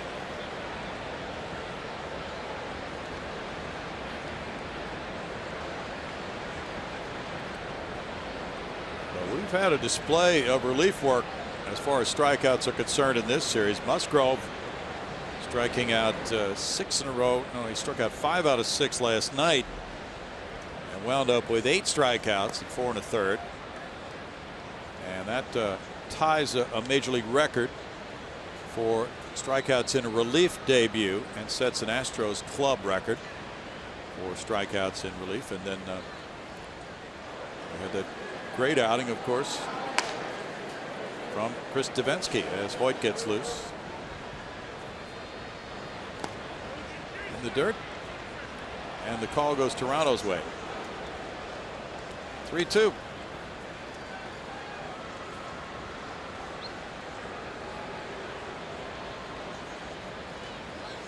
Devenski went 4 1/3, and he was perfect Monday night in the 14-inning game. And he struck out 7 in a row in that one.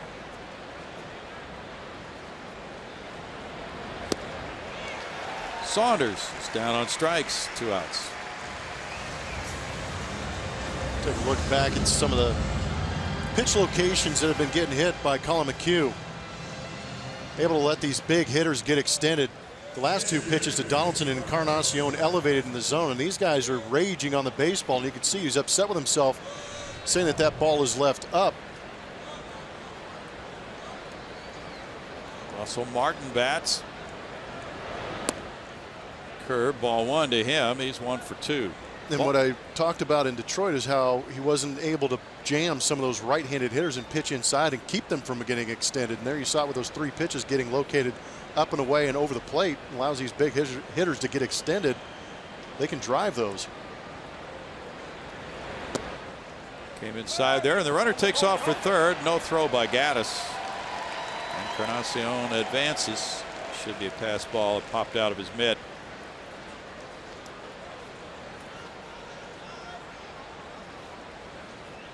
It is ruled a pass ball.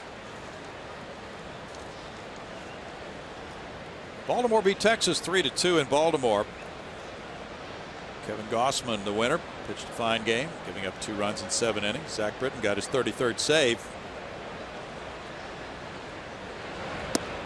Curve, and it's in for a strike. 2-1 to Martin. Carlos Beltran hit a home run for the Rangers, his 23rd of the year. Cole Hamels took the loss, giving up 3 runs in 7 innings. He's now 12-3. Well, Hamels will not be pitching here this weekend. In for a ball. 3 balls and a strike. It'll be Martin Perez, Lucas Harrell, the former Astro, and Yu Darvish for the Rangers. Dallas Keuchel, Doug Fister, and Joe Musgrove for the Astros.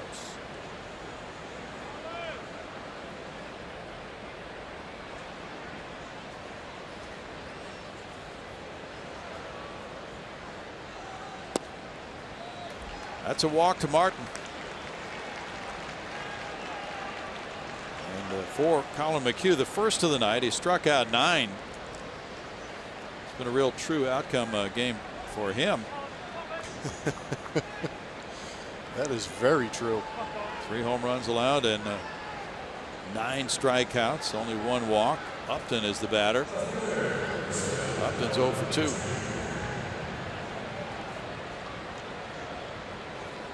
All 3 of the Astros RBI teams, senior baseball, junior baseball, and softball, have advanced to the MLB RBI World Series, which began play today in Cincinnati.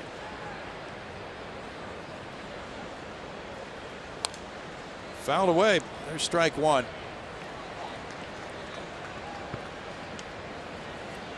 Astros are currently ranked number 3 in the prospect list by MLB.com, the 3rd best farm system, so to speak, in the majors. They have 8 players ranked in the top 100 by MLB.com.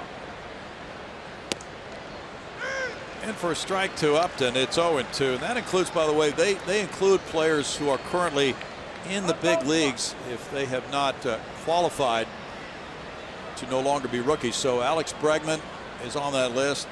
A.J. Reed, Joe Musgrove are all on that prospect list. Struck him out, and that's number 10. Upton fires the bat, but it's a big inning here in the 6th inning with the back-to-back homers by Toronto. Bautista and Donaldson go deep. They lead it 3-0.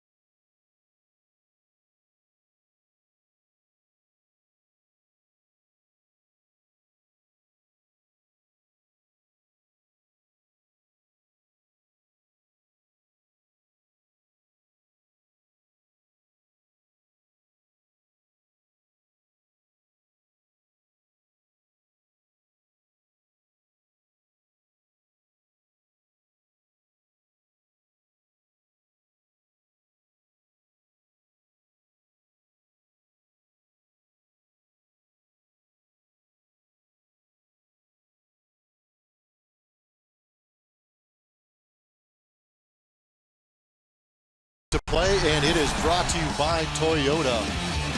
Jake Marisnick, 20 games in July, that .326 average, helping him out a little bit and getting some of that defense out there for the Houston Astros. Good to see him taking advantage of the opportunity here.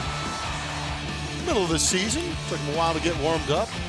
Got himself a bomb in Detroit. But again, good to see Jake getting out there because we know what he can do on defense. We're just asking for a little bit more on offense. He gave it to us in July.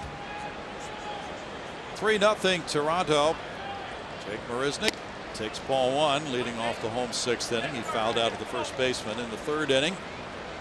Marco Estrada has given up 2 hits. He has not walked anybody through the first 5. Changeup has worked for him, and we've seen a lot of that pitch tonight, Plummer. Yeah, it doesn't matter if you're on the right side, left side of that batter's box. That is one pitch that Marco Estrada is incredibly comfortable throwing any count, any hitter. He goes back to it, and it's 2-1. Estrada had a streak of 13 straight games, allowing no more than 5 hits. Marisnick with a fly ball. Here's Upton. 1 out. The Astros have scored 5 runs in their last 4.5 games. Ouch. Defensive war. Steve did actually a pretty good job looking up on Fangraphs.com for that 4.4, while Baseball Reference has Pilar at 2.1. So that gives you a good idea, the discrepancy in how it is. That defensive war is very subjective. Oh boy, and quite different from one system to another, as you saw. Yeah. Springer taps one to third. Donaldson out of the glove, fires to first and gets him. 2 outs. Believe it or not, Phil Boudreau has our all-Germany team. Here we go. He has players at every position who were born in Germany. Starting pitcher Edwin Jackson, relief pitcher Craig Lefferts, catcher Bruce Maxwell, currently with Oakland, first baseman Jeff Baker, second baseman Glenn Hubbard, shortstop Rob Bellar, third baseman Bill Cooney, 10 years in the 1880s is when he played, outfielder Max Kepler. Marwin takes, and there's ball 1. Another outfielder, Aaron Altair, he's now with the Phillies. Another outfielder, Fritz Molwitz, and the manager, Ron Gardenhire. Good work, Boots. It's a solid ball club. 1 ball and 1 strike. What should we call them? The Mannheim Steamrollers?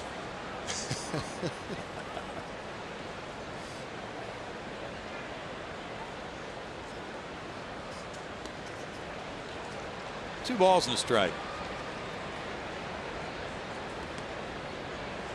Estrada apparently ascribes to the theory that if you have a good changeup, it's not possible to throw it too often.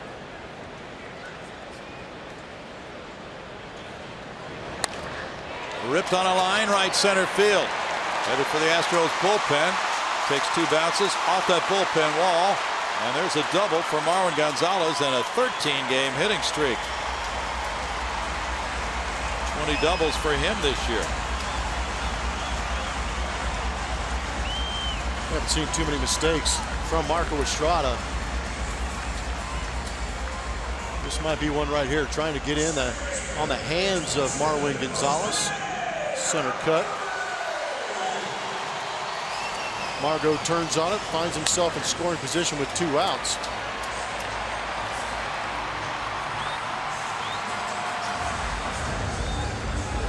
He's there for Jose Altuve, who is 0 for 2. He lined to Pilar, who made a diving catch on him in center field in the 4th inning.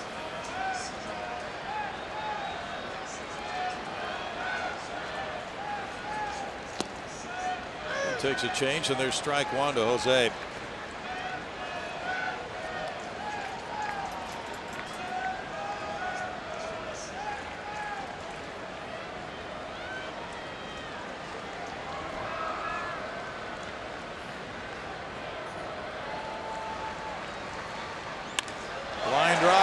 It into the left field corner. Gonzalez scoring. RBI double. Altuve. The Astros are on the board, trailing 3-1. 27th double for the man who is second in the league in total bases.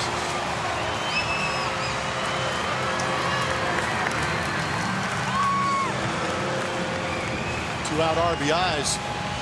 There's that changeup we talked about. If he makes a mistake with that changeup coming back to Altuve, he's got plenty of time to see that pitch. He turns on it right here and does a good job of actually keeping that ball fair. Trading places with Marwin Gonzalez, and we saw the stats earlier on that top part of the order. Those are the guys that are raking the ball. Coming through right here. A tough spot in this order for Marco Estrada. See if Correa can keep adding on. Correa's 1 for 2. He's hit the ball hard both times. A breaker, and it's strike 1. The Astros are 2 for 12 in the series with runners in scoring position. The Blue Jays are 0 for 10. The Blue Jays have hit 3 solo homers tonight.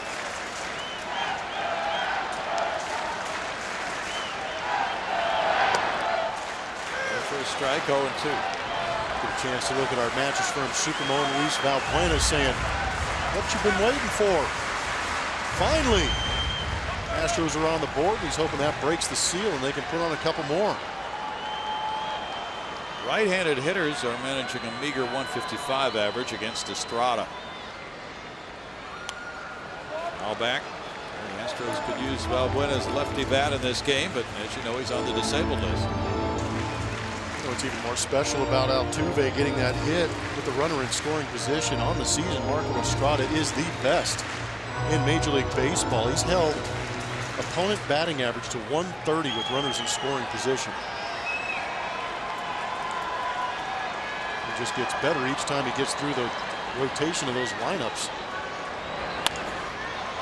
Routine grounder to short. Downey with the play to end the 6th inning. 1 run, 2 hits, 1 man left after 6. 3-1 Toronto.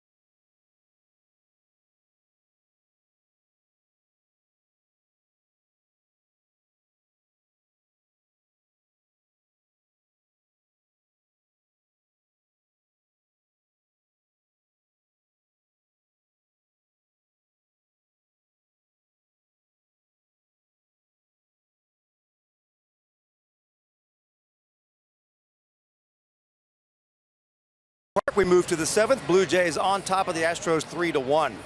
Well, make memories at an Astros game every Sunday with family-friendly activities presented by Kroger. The next Sunday home game, of course, is this Sunday's game against the Texas Rangers. For more information, go to astros.com/Sundays or call 1-877-9-ASTROS. Into the game now, James Hoyt, the right-handed reliever, making his Major League debut. We've had a bunch of debuts in this series. Hoyt, though, is Major League ready, according to his manager in Fresno, Morgan Ensberg, who says he's a dude. Musgrove is a dude. Brady Rogers also a dude, according to Ensberg. So let's see how dude-ish he is, guys. We're about to find out on his Major League debut. 6'6" right-hander James Hoyt making the debut at age 29.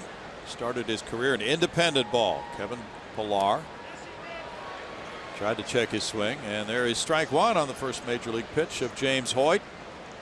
It was the closer at AAA Fresno for Tony DeFrancesco. Morgan Ensberg is one of those coaches who makes the rounds of the Astros minor league clubs, and he gets to see a lot of these guys at the different levels. Pillar had a bunt single and a strikeout. Taps this one foul. 0-2. James Hoyt, who looked very good in spring training with the Astros, has built on that in 45 games at AAA Fresno, and he was a midseason all-star there. He had 50 innings, struck out 84. He was 4-3 with 28 saves and 31 chances. His ERA was 1.62. He was second in the minors in saves and led all AAA pitchers in strikeouts per 9 innings, 15.12. Fouled away, and been ready for some time, but there just has not been an opening until now in the Astros bullpen for James Hoyt. Injuries, the trade of Scott Feldman opened up the door for him. Never underestimate a guy who's battled his way to get to the big leagues, and James Hoyt is getting that opportunity, although Joe Musgrove set the bar extremely high for debuts last night. He did. That bounces for a ball. For Hoyt, who went to college at Centenary College in Louisiana, and who was born in Boise, Idaho, Undrafted after college, he began in independent ball, parts of 2 seasons in 2011 and 12 in the Independent North American League. He pitched in 11 games in the Mexican League in 2012. He gets a strikeout of Pilar to open his major league debut. Let's see what else Morgan Ensberg has for us. Brady Rogers and Mike Hochschild both throw 4 to 5 pitches, 4 strikes. That means trouble. Next in line for Morgan Ensberg.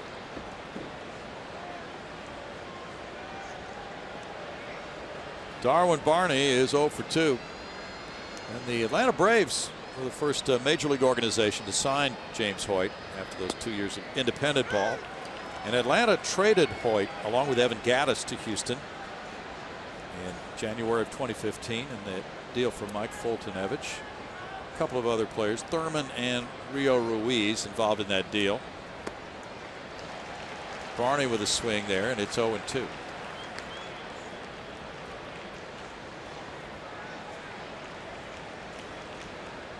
Hoyt pitched in winter ball this past winter, and he added a split-fingered fastball. He thinks that has really helped his stuff.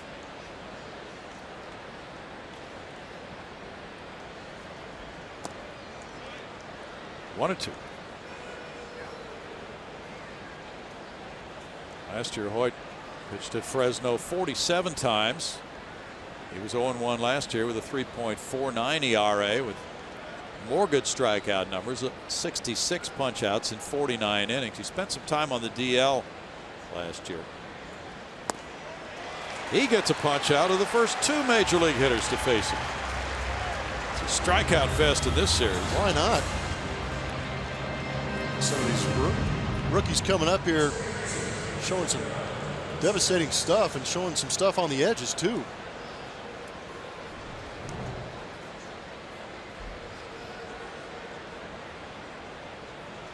Devin Travis is 0 for 3.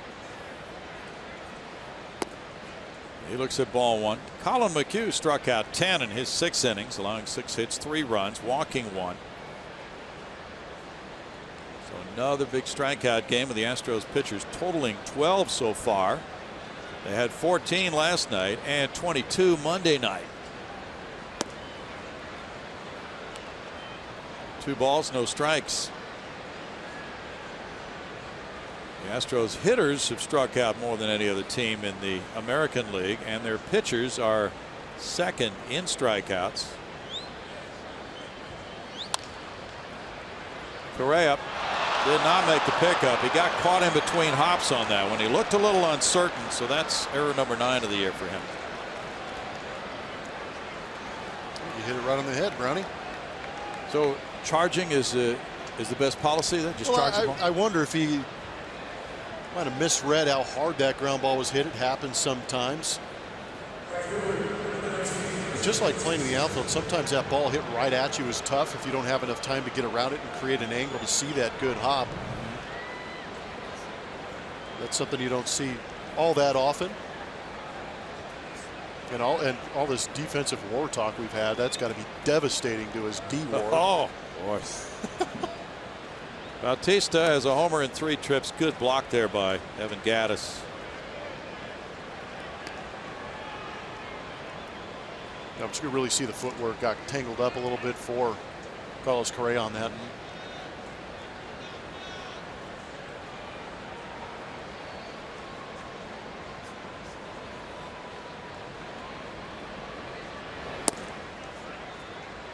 Two and 0. I guess if you're a shortstop in a play like that and you charge the ball, even if you make an error doing that, you feel that you did the right thing, right? Sometimes you do feel like you did everything you can, but you'd end up making the error anyways. But more often than not, you go back and you replay that play in your head and you realize that you might have had an opportunity to do things a little bit differently to make the play. But I think that also, you know, we talk about experience and playing at the big league level. I think that's just something that Carlos Correa is going to tuck away in the back of his skull and say, I'm not going to do that again. And that's what good players do. They make the adjustment and learn from those mistakes. 3-1 to Bautista. But there are plenty of times you get in the right position and do everything right, and the ball takes a crazy hop that you're not anticipating, and you end up getting the error for it.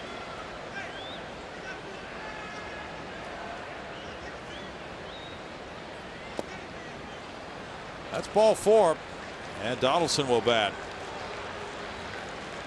If you're in Correa's shoes and you've made an error and the play would have ended the inning, and now Donaldson's coming up with 2 men on, you're not feeling real good right now, are you? No. And that's one of the worst feelings for, I would imagine, any defender on the field, is when you make an error, you're just begging. Well, at least I don't, maybe not every guy, but I was begging for somebody to just hit me another ground ball, pop it up, find a way to make that next out so that run doesn't score. Because that is a completely deflating experience to know that your error led to a run. 2 homers for Donaldson in 3 at bats. Ball 1. Encarnacion on deck.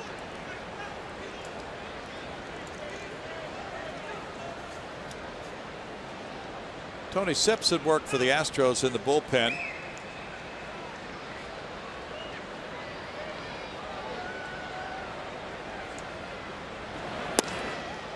And for a strike, good pitch by Hoyt. 1-1.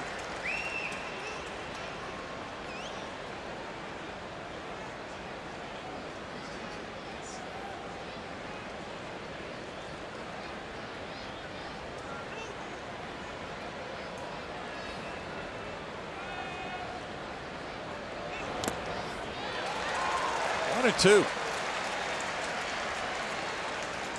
We mentioned Tony DeFrancesco, the outstanding manager at Fresno. Well, he just has sent a lot of quality talent up to the big leagues again this year. I'd like to know how he feels about that. Well, his club is playing well despite all the changes. Yeah, they keep sending him more good ball players. That's good news. A couple guys were promoted from Double-A to Triple-A. Now the runner Travis goes to third on that wild pitch, and it's 2-2.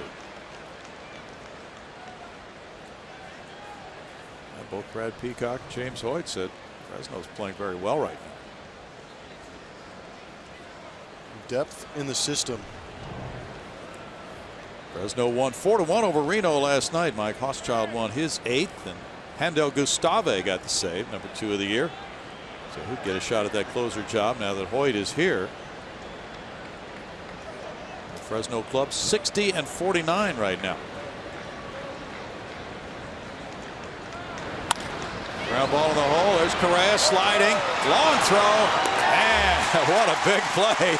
He did get a chance to make up for the error. And it was a gem as he slid to his right, got up, and then had plenty of time to gun down Donaldson.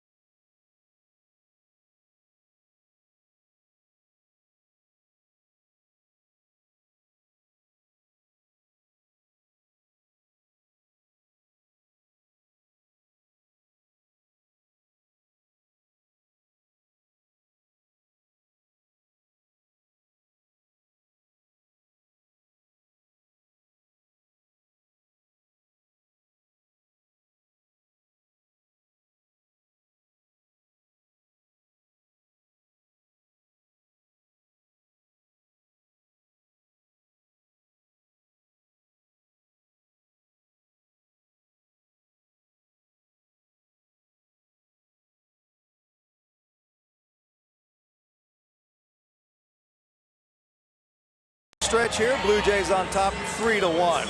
And fans can watch every out-of-market game live in high definition on over 400 supported devices with MLB.TV Premium, which includes a free subscription to @BatPremium.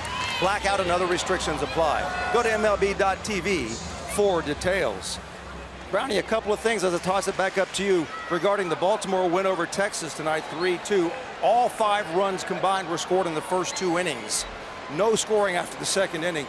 And yeah, Carlos Beltran hit a home run, and Jonathan LaCroix drove home a run, thus proving that just because you make some big acquisitions at the trade deadline, that doesn't necessarily mean you're going to be a juggernaut after that. Not necessarily. There's ball 1 to Colby Rasmus. Thanks, Bart. It's 3-1. Toronto leading. Rasmus, Gaddis, and Tucker here in the 7th. It's Marco Estrada. He's been spinning a fine game. Bounces that one, and it's 2-0.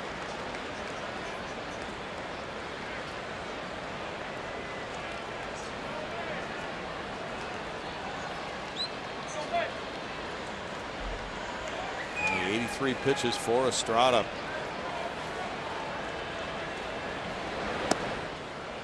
For a strike, and it's 2-1 count. 29,399 on Pokemon night.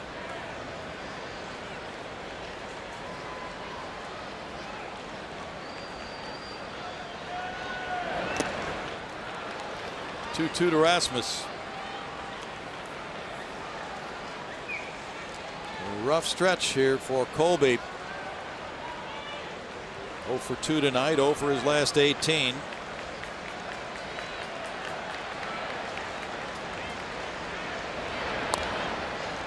Rounds that one foul. He was part of a trade deadline deal, taking him from St. Louis to Toronto in 2011.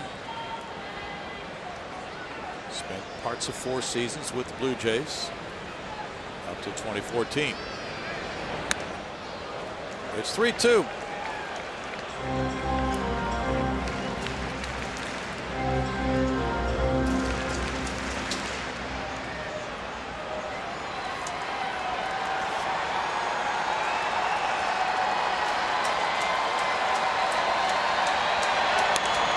A shot toward the right field corner is hooking, and it's a foul ball.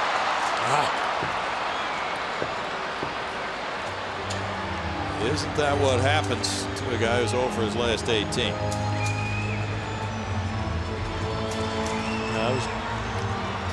Even up here, having played and understanding how these slumps are awful to go through, and then you finally barrel one up, you find yourself just kind of leaning, hoping that thing ends up fair. Because like you said, Brownie, that was a great swing. It's just, a fraction too quick. In the air to shallow left field with Upton coming in. Donaldson's calling, but peels off. 1 out. Academy Sports and Outdoors and the Houston Astros are hitting home runs for Houston. A little more uncharacteristic home run. Most inside the park home runs in Astros history. How about Ken Caminiti? Not only could he drive it out of the park, he was quick enough to get around for 4 inside the parkers as an Astro. Not that. I didn't know that. Some interesting guys on that list. Too bad. Evan Gaddis is 0 for 2, a strikeout and a fly ball to center. Ball 1 to him.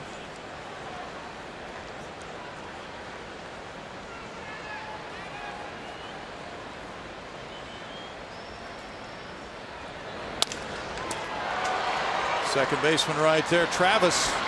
Low throw and safe at first.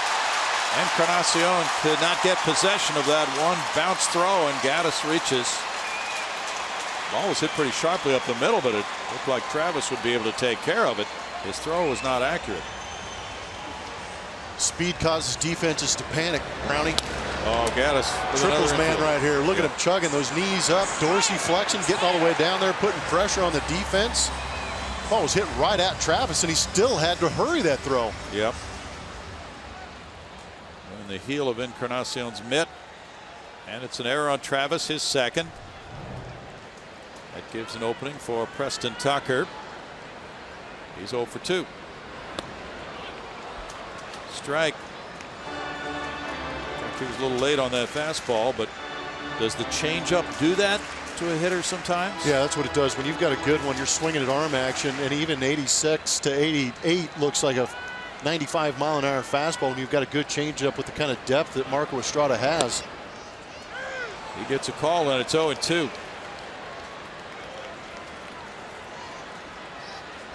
Average fastball velocity for Estrada is 88, and his average changeup is 77, 11-mile-per-hour difference.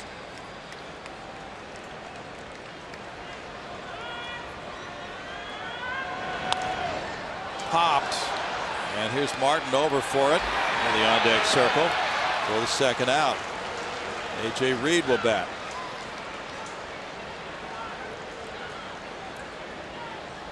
Reed is 0 for 2.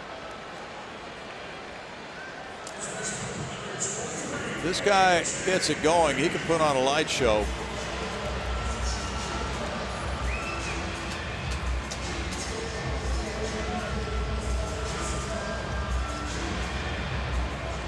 Hit 23 homers at Lancaster, 11 more at Corpus Christi last year.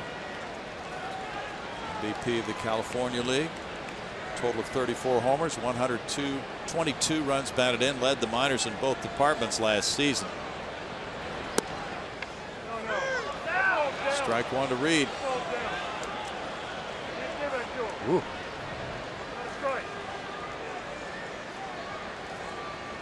Good reason not to like that call.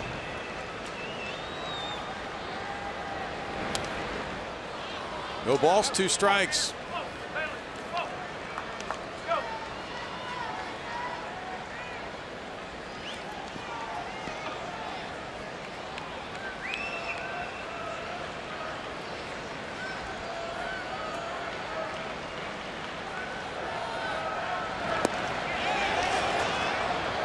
Check swing call goes Reed's way, and it's 1-2 to AJ. I think the check swing on that high fastball may have earned him one of those changeups right here. Reed was hitting .291 and 261 at bats for Fresno. Joe Biagini is getting loose in the bullpen. Struck him out on an off-speed pitch. No runs, no hits, 1 error, 1 left after 7. 3-1 Blue Jays.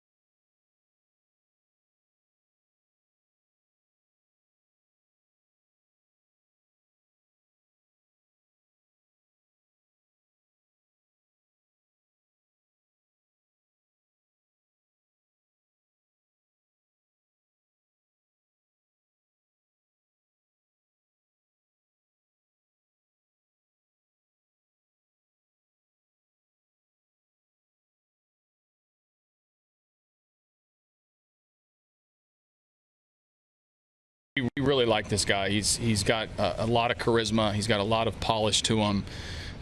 Even to be able to come in and warm up in front of a full crowd and both teams waiting and the umpires sort of pushing the action, that it's not easy. And his maturity came through with rave reviews.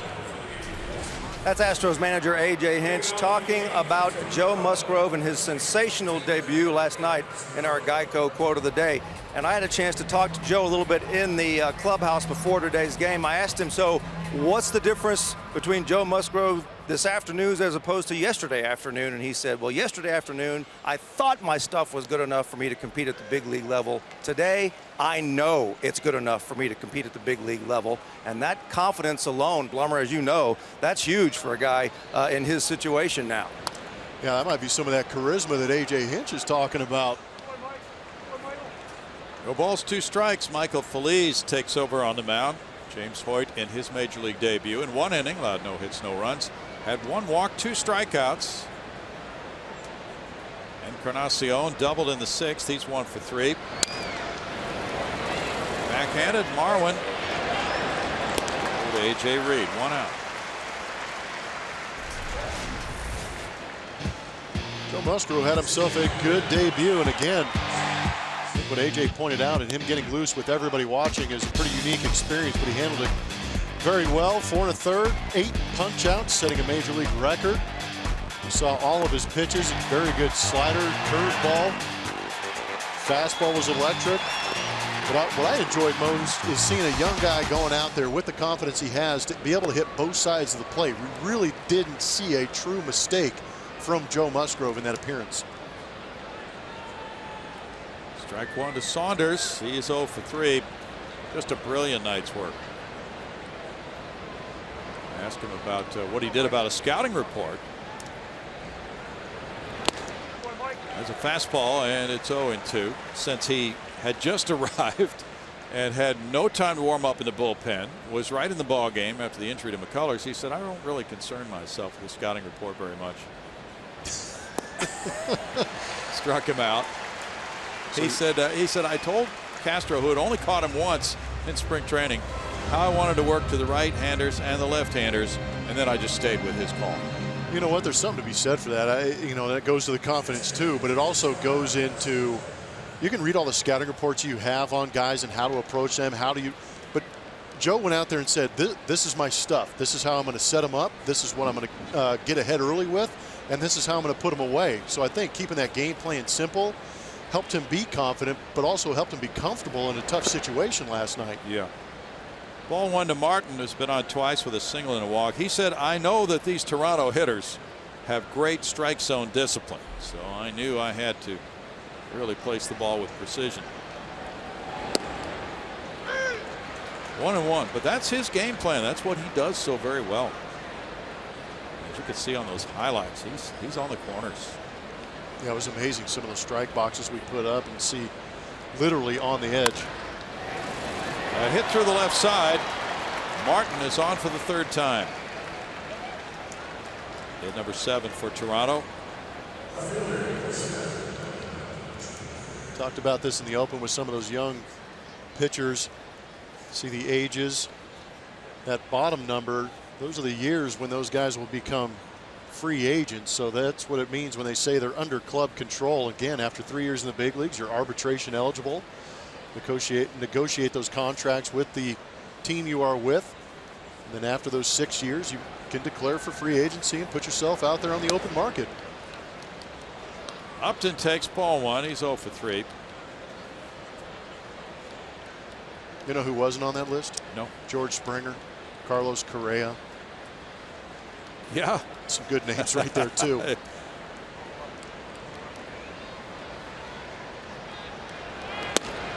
And for a strike from Feliz. Feliz, one of 7 rookies now on the Astros 25-man roster.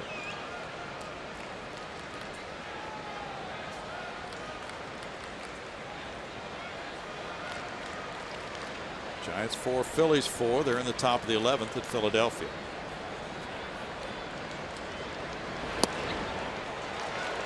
One and 2.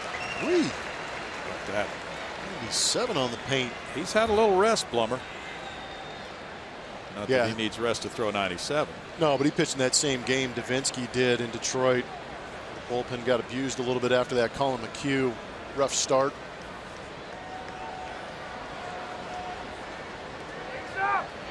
Runner takes off. There's a little ground ball to Reed. For out number 3. No runs, a hit, and a man left. 3-1 Toronto in the 8th.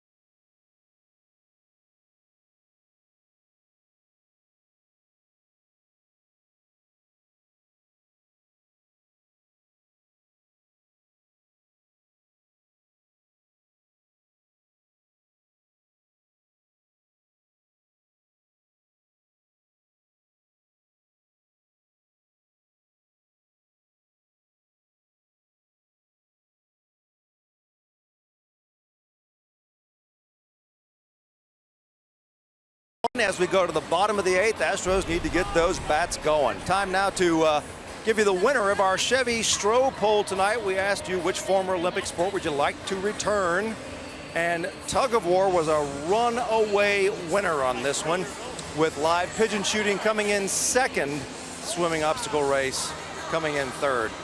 Not much enthusiasm for the one-hand weightlifting, but tug of war, boy, everybody needs to start getting ready. Find a good anchor, somebody with a good solid base. Anchor that American league, that American club in the tug of war. Boy, I'm thinking Evan Gaddis. You know, he'd be a good anchor. Yeah, I'd put him and A.J. Reed. Or A.J. Reed, absolutely. we go to the bottom of the 8th inning. Joe Biagini coming out of the bullpen for the Toronto Blue Jays. Marco Estrada in 7 innings, allowed 4 hits, 1 run, no walks, 7 strikeouts. Jake Marisnick is 0 for 2. Biagini 3-2 with a 2.32 ERA, 2 holds in 42 2/3 innings. He has not allowed a home run.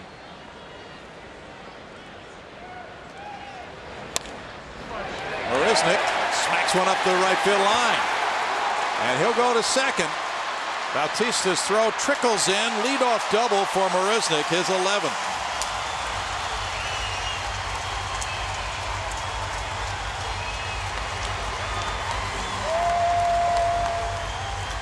Nice start getting Marco Estrada out of there. Biagini throws pretty hard, averaging around 94 on that heater.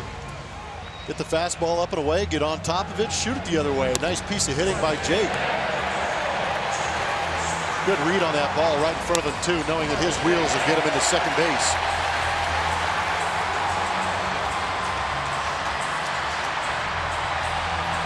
That's hit number 5 for the Astros. 4 of them have been doubles. Okay. Marisnick in scoring position for George Springer. He led off the Astros first with a double, and then he was stranded. He's 1 for 3. They scored on back-to-back doubles in the 6th inning by Gonzalez and Altuve.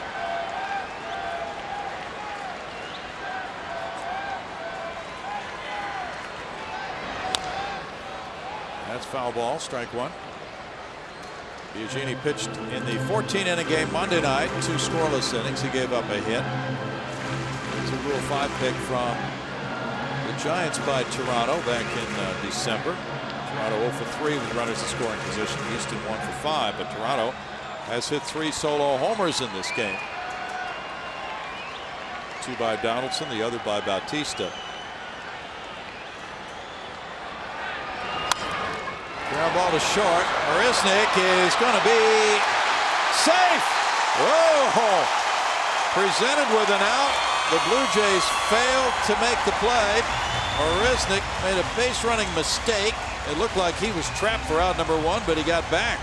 Yeah, he was put in a tough spot right there. Kind of an indecision. Opted to go back to the bag, and it looked like he turned a little magic trick with the hands. Not really giving the second baseman anything to tag right there, but in the process of trying to make that tag too quick, dropped the ball. Advantage Astros. It's got to be an error on Travis. His 2nd of the game.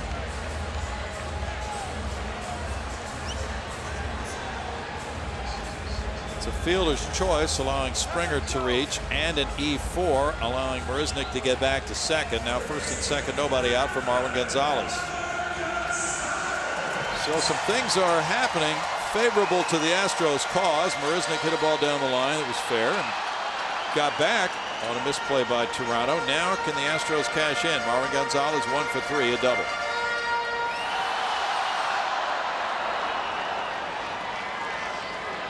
Travis had 1 error all season. He's made 2 in this game. Donaldson is in tight at 3rd. Possible bunt. First baseman Encarnacion on the grass as well. The bunt is fouled. With Altuve on deck. Now you wonder, okay, with Altuve in the on deck circle, if Marwin does sacrifice, first base is open. But then the way Correa has been producing, they probably pitch to Altuve. Right? Yeah, pick your poison right there. Isn't that the choice? Yes. Which way do you want to go down? Do you want to go down pitching to the league's best hitter? Or do you want to try and put it on the shoulders of Carlos Correa, who has proven to have the ability to get some big hits? Lefty Brett Cecil warming up. Good bunt. Biagini bare hands and throws him out to Travis on the sacrifice, moving the runners to second and third. Gonzalez gets it down. The play goes from 1 to 4, and now it's Altuve. That was a beautiful bunt by Marwin Gonzalez.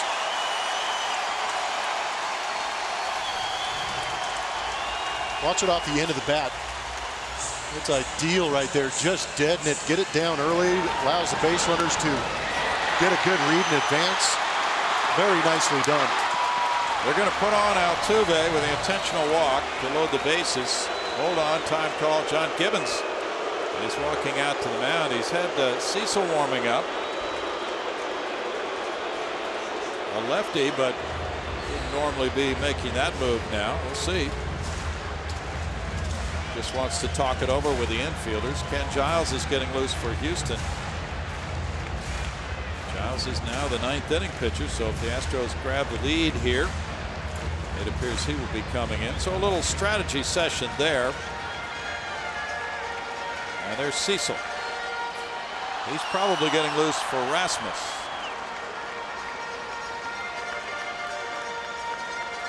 Altuve doubled in a run in the 6th inning. He scorched a line drive to right center, caught by a diving Pilar. In the 4th, he's 1 for 3.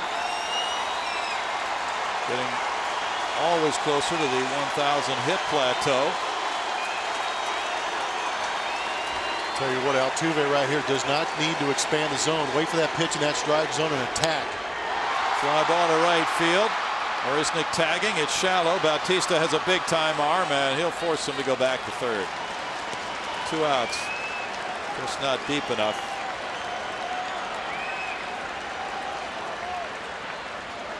And Carlos Correa will be the batter. Now they may choose to walk him.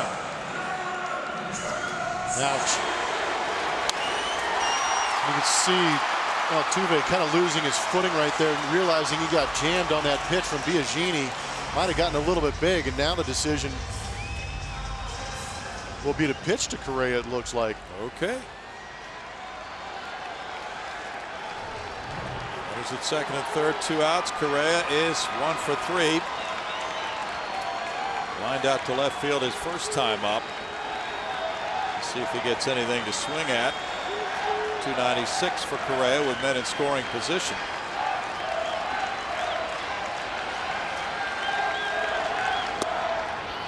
He does, and it's strike 1. 306 with a 370 on base average in games close and late. And we can define that close and late situation for you, but it's this one right here.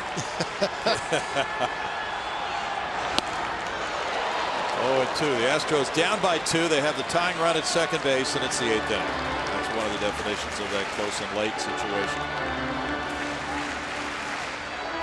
Tell you what, he challenged Carlos Correa right there with that 1-0 fastball. Sure did.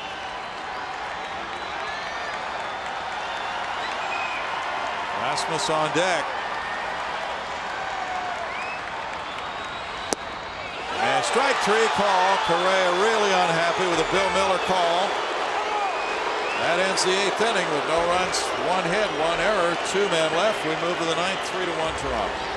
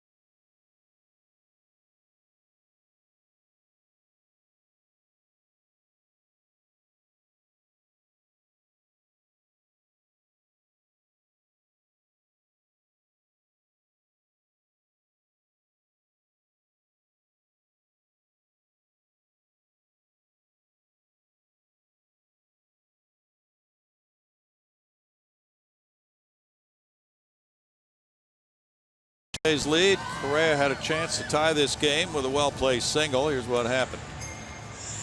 Yeah, you can judge for yourself. It looked low on the initial take, but that strike zone backs it up. You could even see George Springer out at second base, thoroughly annoyed with that call. Gosh, it is so frustrating. This game is hard enough as it is. You hate to see the umpire take control in a situation like that and miss a pitch with arguably your best, well, we can say it, the Astros' best clutch hitter up there. Kevin Pillar leads it off in the ninth. Strike one for Michael Feliz. Pillar is 1 for 3, a bunt single in the third inning off starter Colin McHugh. In the dirt, and it's 1-1. I'm not sure what the fine is for a player to send a DVD copy of replay of a pitch is to the umpire, but if I was still playing, I might think about paying the fine early and just go ahead and sending that over. There's a big pitch. Yes, very big. Game base on line hit, right yeah, there. base hit ties this thing up. Did you do it anonymously? You struck him out.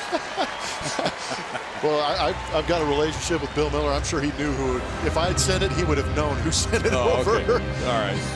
So it's automatic. This is Blum. Yes. We know where to find him. Then we'd have a nice conversation down at third base the entire game tomorrow. Those were the tough situations. Darwin Barney 0 for 3. The Astros have Rasmus Gaddis and Tucker due up in the bottom of the ninth inning. Crisp fastball tonight for the big fella. Michael Feliz with strike one. He pitched a Monday night, one hitless inning in the Astros 2-1 14 inning win. He got the win. He's had 6 wins in extra innings this year. And a total of 7. 0-2. What do you think the Toronto Blue Jays hitters think about the Astros bullpen arms they've seen in the last 3 days? They're pretty impressed. Wow. It's the same spot. Same spot, 1 and 2. Like we talk about, if you're going to be bad, be consistently bad. And that's actually a better pitch. It is a better pitch. You know, that's what he's thinking. Ground ball third, backhanded. Marwin. So effortless with that throw. Plummer, he just kind of slings it. Yeah, he's got a great arm too.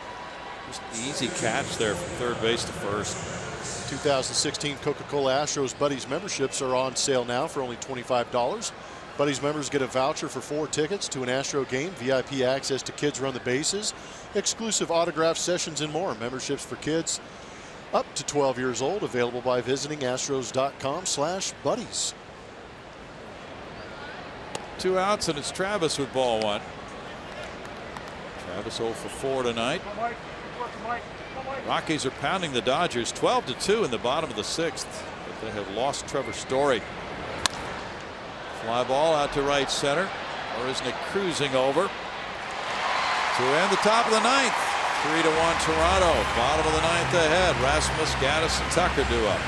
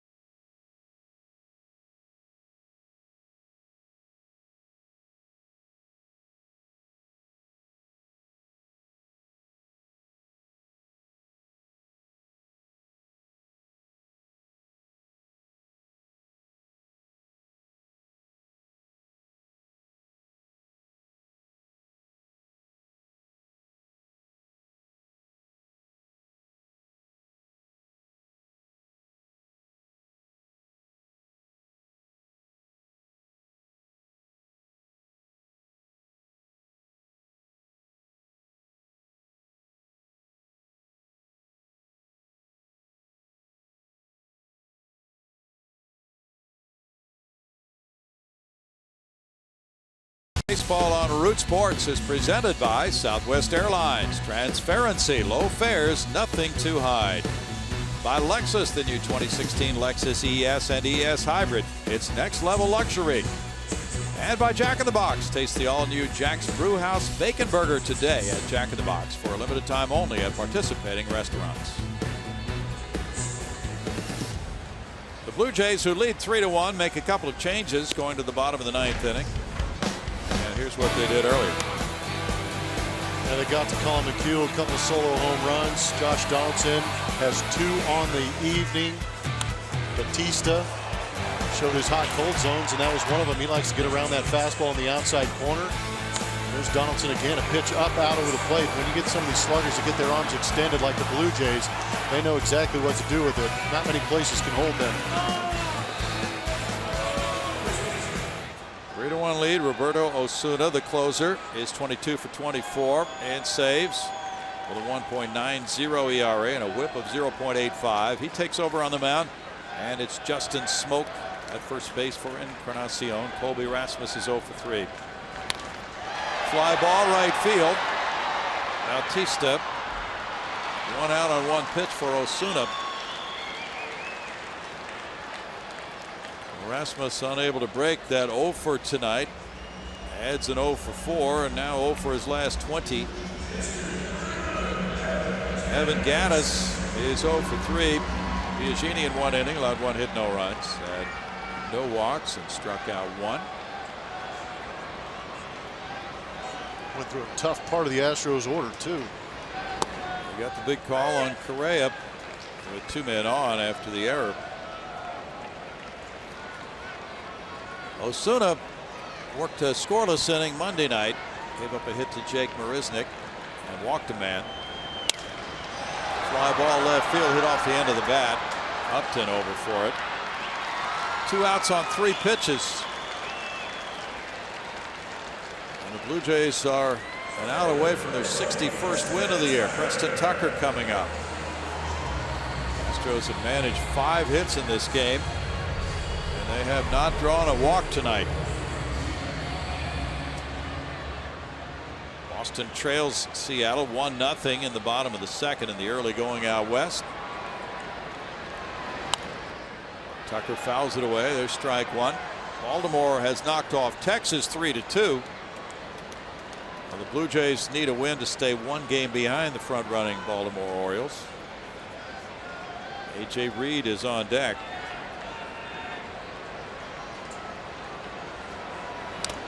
Tucker fouls it, and it's 0-2.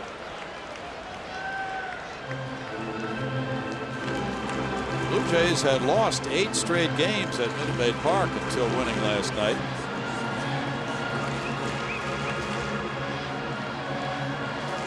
Astros are 13-3 in home games against Toronto.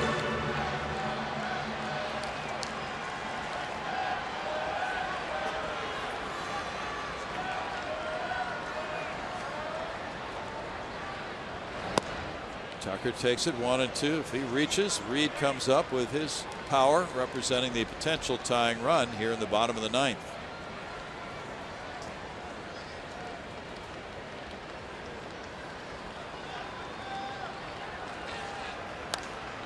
Tucker gets underneath it. Foul pop. Smoke is over, calling for it. Travis behind him, and Smoke almost tripped over him as Travis hit the deck. That's the final out of the ball game. Toronto winning at 3-1. Estrada goes to 7-4 with a victory. McHugh, the loser, is 7-8. And the Blue Jays continue to pitch exceptionally well. Their rotation is the best in the American League in terms of ERA, and one of their starters wins again for the 49th time this season. 3-1 Toronto on 3 solo homers tonight.